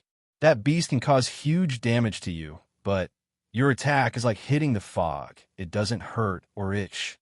Yiqing Luo's pupils contracted. So exaggerated? It seems that the other party is determined to succeed in this operation. Old Man Song said solemnly, you have to be careful. During the conversation with Old Man Song, that huge beast had completely taken shape. As the beast raised its claws, it landed heavily on the ground. The surrounding hurricanes and flying sand were all swept away in all directions. In Yiqing Luo's line of sight, there appeared a gigantic. She couldn't tell what kind of wild beast it was. It looked like a tiger, a lion, and a leopard. Everything was alike, yet nothing was alike at all. All in all, it could be summed up with one word: ugly. It was extremely ugly. She had seen countless species of magical beasts. It was his first time seeing such an ugly beast. However, no matter how ugly it was, it could not conceal the powerful aura emitted from the beast. It was awe-inspiring, as if it was above the 9 heavens. That arrogance, the momentum of looking down on the world. It was definitely not inferior to the 4 great saint beasts. Roar! That wild beast faced Yiqing Luo and opened its mouth to let out a deafening roar. The air surged and the ground shook. Yiqing Luo expressed she did not feel the domineering aura of a wild beast provocation. She only felt the thick breath of a wild beast. That roar came down. His mouth was filled with the stench of blood and stench. It was disgusting. Yiqing Luo felt that her stomach was extremely uncomfortable.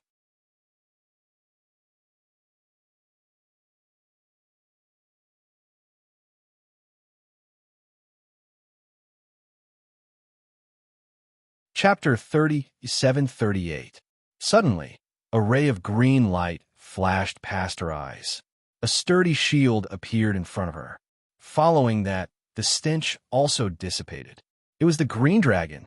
The green dragon coiled its body and blocked in front of her, blocking the beast's turbid air. It enveloped her completely under its protective shield. Roar! The beast roared ferociously as the powerful aura exploded from its body and gradually rose. Rumble! The surrounding buildings also collapsed under the roars of the wild beasts. Roar, roar, roar. The beasts seemed to be afraid of the green dragon. After it realized that it was unable to attack Yiqing Luo, it turned around and waved its claw towards the other side of the battlefield. A nearly 3 meters tall gigantic beast could cause the earth to quake and mountains to shake with just one claw. The ground cracked and collapsed. The violent force was like a tornado, sweeping up the crushed stones and soil on the ground, scattering in all directions. That overbearing power, it wiped out a group of cultivators in a matter of minutes. The crushed stones that splashed out entered the cultivators' bodies and took away their lives directly. Its power was so strong that it made one fearful. For a moment, the auction was filled with wails. When the cultivators from various powerhouses saw this beast, they thought of that white dragon monster which had been slashed. Apparently, this beast in front of them was much more powerful than that white dragon monster. They didn't even have a chance to retaliate. Were they really going to? Doomed today, everyone's mood instantly fell to the bottom of the valley. The atmosphere of despair filled the air. Roar! The beast was very satisfied with everyone's fear towards it. Accompanied by Yuji's cold laughter, the beast suddenly leaped up and flew into the sky. That huge body was extremely agile. With this leap, he jumped several zhang high into the air. The hurricane that was stirred up by his body carried the momentum of a tempestuous wave, and it forced the surrounding profound practitioners to fly backwards. Screams came from everyone's mouths. After the beast leaped up, it quickly rushed down in their direction. Heavens! Is this beast trying to crush us to death? Quick! Spread out! Help! Help! The crowd watched as the beast's huge body fell like a huge meteorite. A majestic and thick dark force followed. The entire sky was filled with violent, profound energy like a tide. It was unstoppable. A single monster was enough to annihilate all the elites from the major forces. What kind of terrifying organization was this? Those profound practitioners who were sent flying didn't even have the chance to dodge. They could only look on helplessly as the huge beast charged towards them. Boom! Ka-ka! Ka-cha! The huge explosion was deafening. A berserk power swept out. Even in the air, there seemed to be cracks appearing.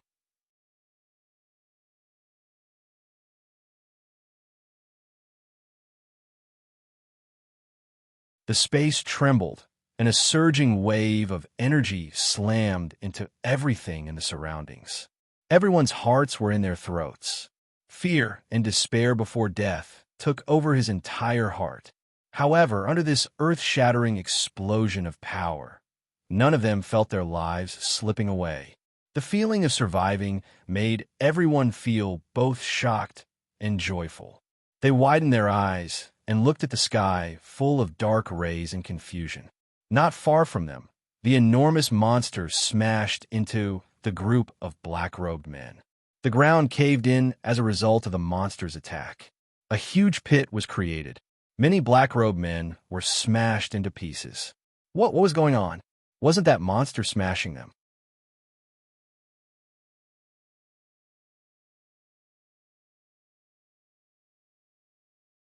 Chapter 37-39. The next moment, the doubts in everyone's hearts were answered. In the deep pit where the monster had collapsed, a red figure suddenly appeared. The red-robed young lady had a devastatingly beautiful face, a pair of long and narrow eyes, as though the stars were ravaging. She was obviously dainty like a flower, but her cold and murderous aura made one's heart tremble. Like a beautiful death god who had walked out from hell. Like a poppy which made one suffocate, yet not daring to touch it. In that huge, deep pit, the young lady's figure was extremely petite. When she leapt into the sky, a green light flashed and the green dragon spiraled, protecting the young lady in it. The green dragon scales glowed brilliantly, giving off an extremely cold and chilling aura. Yuji, you only have this bit of ability? The girl's clear and cold voice carried an oppressive aura, mixed with a trace of obvious ridicule. When the crowd heard this, their hearts were in their throats. Did this lady know what she was saying? That monster was summoned by the people from the Palace of Darkness. She provoked the other party. If she angered that monster, What if it swallowed her in one mouthful? At this moment, in everyone's hearts, they had subconsciously placed their hopes on this young lady. They had totally forgotten. Not long ago, they were still suspecting her in every way. Perhaps it was because right now, everyone's hearts were already filled with despair. Only Yiqing Luo, this young lady, a newborn calf who wasn't afraid of the tiger, dared to hoot at the Palace of Darkness, and had such a noble war pet. So they tried to find hope in the midst of despair. They subconsciously felt that, if they wanted to leave the auction alive, they could only rely on this young lady called Yiqing Luo. And because of that, hearing Yiqing Luo's provocation, everyone was so nervous that they were suffocating. As expected, Yu Ji was provoked. His face was pale, one hand was still pressed on his chest, tightly holding onto his flesh, allowing the blood to flow on his palm. He smiled sinisterly at Yiqing Luo, laughing coldly. Yiqing Luo, your luck will not last forever. So what if you have the green dragon? You will absolutely not be able to defeat my blood fawn, using my flesh and blood to construct the blood fawn. Following Yu Ji's passionate low roar, the huge beast buried in the deep pit suddenly gave a loud roar. Immediately after, the ground began to shake violently. Beast slapped the ground hard. Its huge body instantly leaped out of the deep pit. A stream of black Inchi instantly wrapped around the wild beast. Yu Ji raised his head and stared at the wild beast. His hand, which was in his chest, went deeper into his chest. His face contorted in pain. However, the corner of his mouth was still hanging in a twisted arc. Blood fawn, suck my heart's flesh and become stronger. Fresh blood stained Yu Ji's arm. Then little by little, it dissipated on his skin. Yiqing Luo could clearly feel that the energy of the monster wrapped in Inchi had grown stronger. Damn it! A monster created from flesh and blood. As long as it continued to suck its master's blood, it would be able to recover and level up. You guessed correctly. Old Man Song explained, this kind of forbidden technique is extremely cruel. If there's even the slightest bit of carelessness, the person who digs out the blood from their own heart will die from excessive blood loss or from the wrong position. Once the master dies, the monster will also disappear. Yiqing Luo looked at Yu Ji. Then I'll just attack Yu Ji.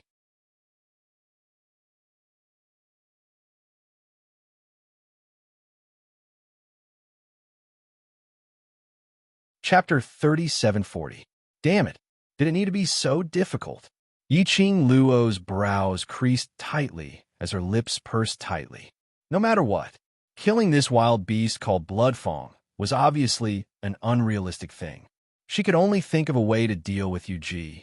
She gripped her glower flame fan tightly as her figure moved, nearing Yu Ji's direction. Yu Ji only sneered when he saw that. His gaze turned cold. Bloodfang, which was surrounded by black chi, turned into a bolt of lightning as it charged towards Yiqing Luo. That speed was even faster than Yiqing Luo by several times. Yiqing Luo's brows creased as she quickened her footwork. The glower flame fan in her hand swiftly swept away the wind blades as it pressed towards Yu Ji. Azure Dragon twisted Bloodfang. Bloodfang was still able to find a gap to use his own body to block Yiqing Luo's attack. Following that, he turned around and pounced towards Azure Dragon. This kind of dark, attributed wild beast will automatically block fatal attacks for the host. Old Man Song continued. So I said right from the start that it's very difficult to get past the dark attributed wild beast and kill the host. Is there no other way? Yiqing Luo asked. Old Man Song replied, no. Yiqing Luo frowned as she didn't ask any more questions, but focused on finding a chance to attack Yu Ji. Yiqing Luo's side was already in a battle. On the other side, the various powerhouses clenched their teeth as they started to join the battle between the black-robed men. At this moment, they could only choose to unite as one and fight with their backs against the wall. The terror of the opponent was something they had seen very clearly. If they didn't take advantage of a situation where Yiqing Luo was suppressing that monster to finish off these small fries, When Yiqing Luo couldn't hold on any longer, they would be in danger. Everyone started to fight, which made the executive elders heave a sigh of relief. Everyone started to join in the battle. Goe Wu, Zhou Mo, and Mao Mao joined in. The battle was much easier than before. Numerous attacks and dazzling profound energy filled the sky.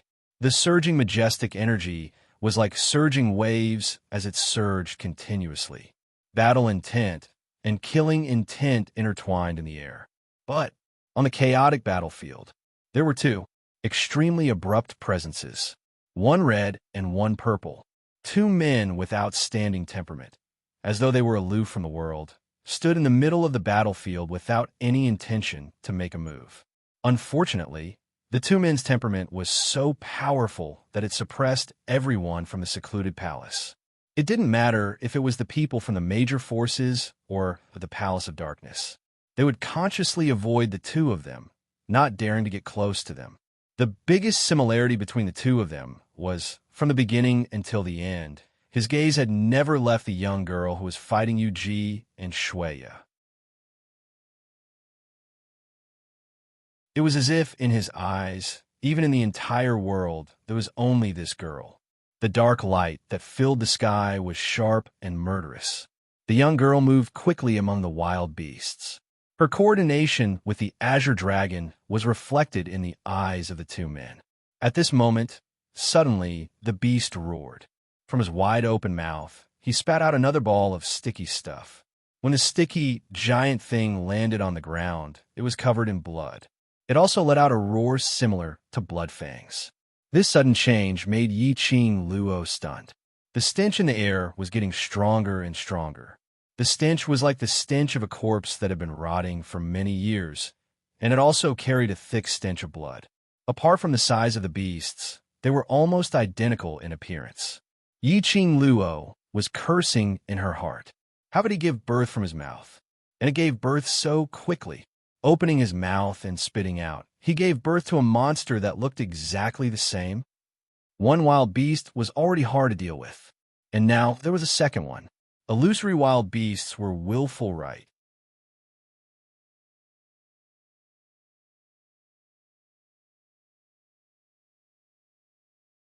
Chapter 3741. Oh my God, that monster. That monster actually gave birth to a new monster. What's going on? Is that an illusion? Are we really going to die here? Everyone opened their eyes wide in disbelief after seeing Beast's godly performance. The confidence and fighting spirit that they had worked so hard to nurture. All of them were badly hurt. One monster was enough to wipe them out, not to mention the addition of another one. This was not giving them a chance to live. Cough, cough. The Palace of Darkness said that as long as you join us, you can leave this place alive. While everyone was panicking, a voice panting heavily sounded, enunciating every word. Xiao Yulu walked out from the corner. She was still holding onto the wall, her face pale. Her white dress was stained red with blood. Her body was still trembling slightly. Obviously, her injuries were not light. She could walk out now. She had already used up all of her strength. Xiao Yulu gritted her teeth and endured the pain. She stared at the people on the battlefield with her dark eyes and spoke again. Join the Palace of Darkness. You have also seen the strength of the Dark Nether Palace. Their strength will let us see real hope. After she said this, she coughed hard. Mouthfuls of blood gushed out. Without embroiling City's fairy, Princess Yulu. Everyone was attracted by Xiao Yulu's voice and looked at her. After hearing Xiao Yulu's words, their expressions were no longer as resistant as before. Instead, they loosened up. After seeing the power of the Palace of Darkness, those who wanted to live would naturally no longer resist. Looking at the huge beast, the ground full of blood and corpses, everyone's hearts started to waver. With Xiao Yulu's help, Yu Ji seized the chance and said, "That's right. As long as you join the Palace of Darkness and become its disciples, I will guarantee your safety." I will join. Me too. Is what you're saying true? As long as we join, we can leave the auction? Then I will join too.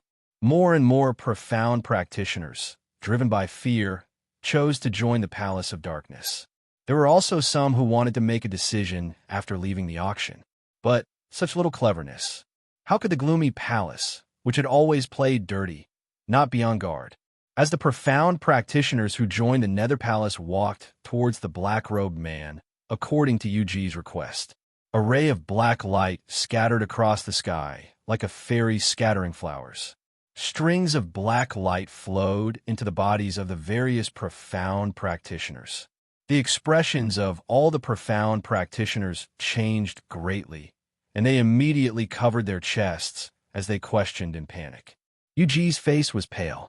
Because one of his hand was still stuck in his chest, he looked extremely sinister and terrifying.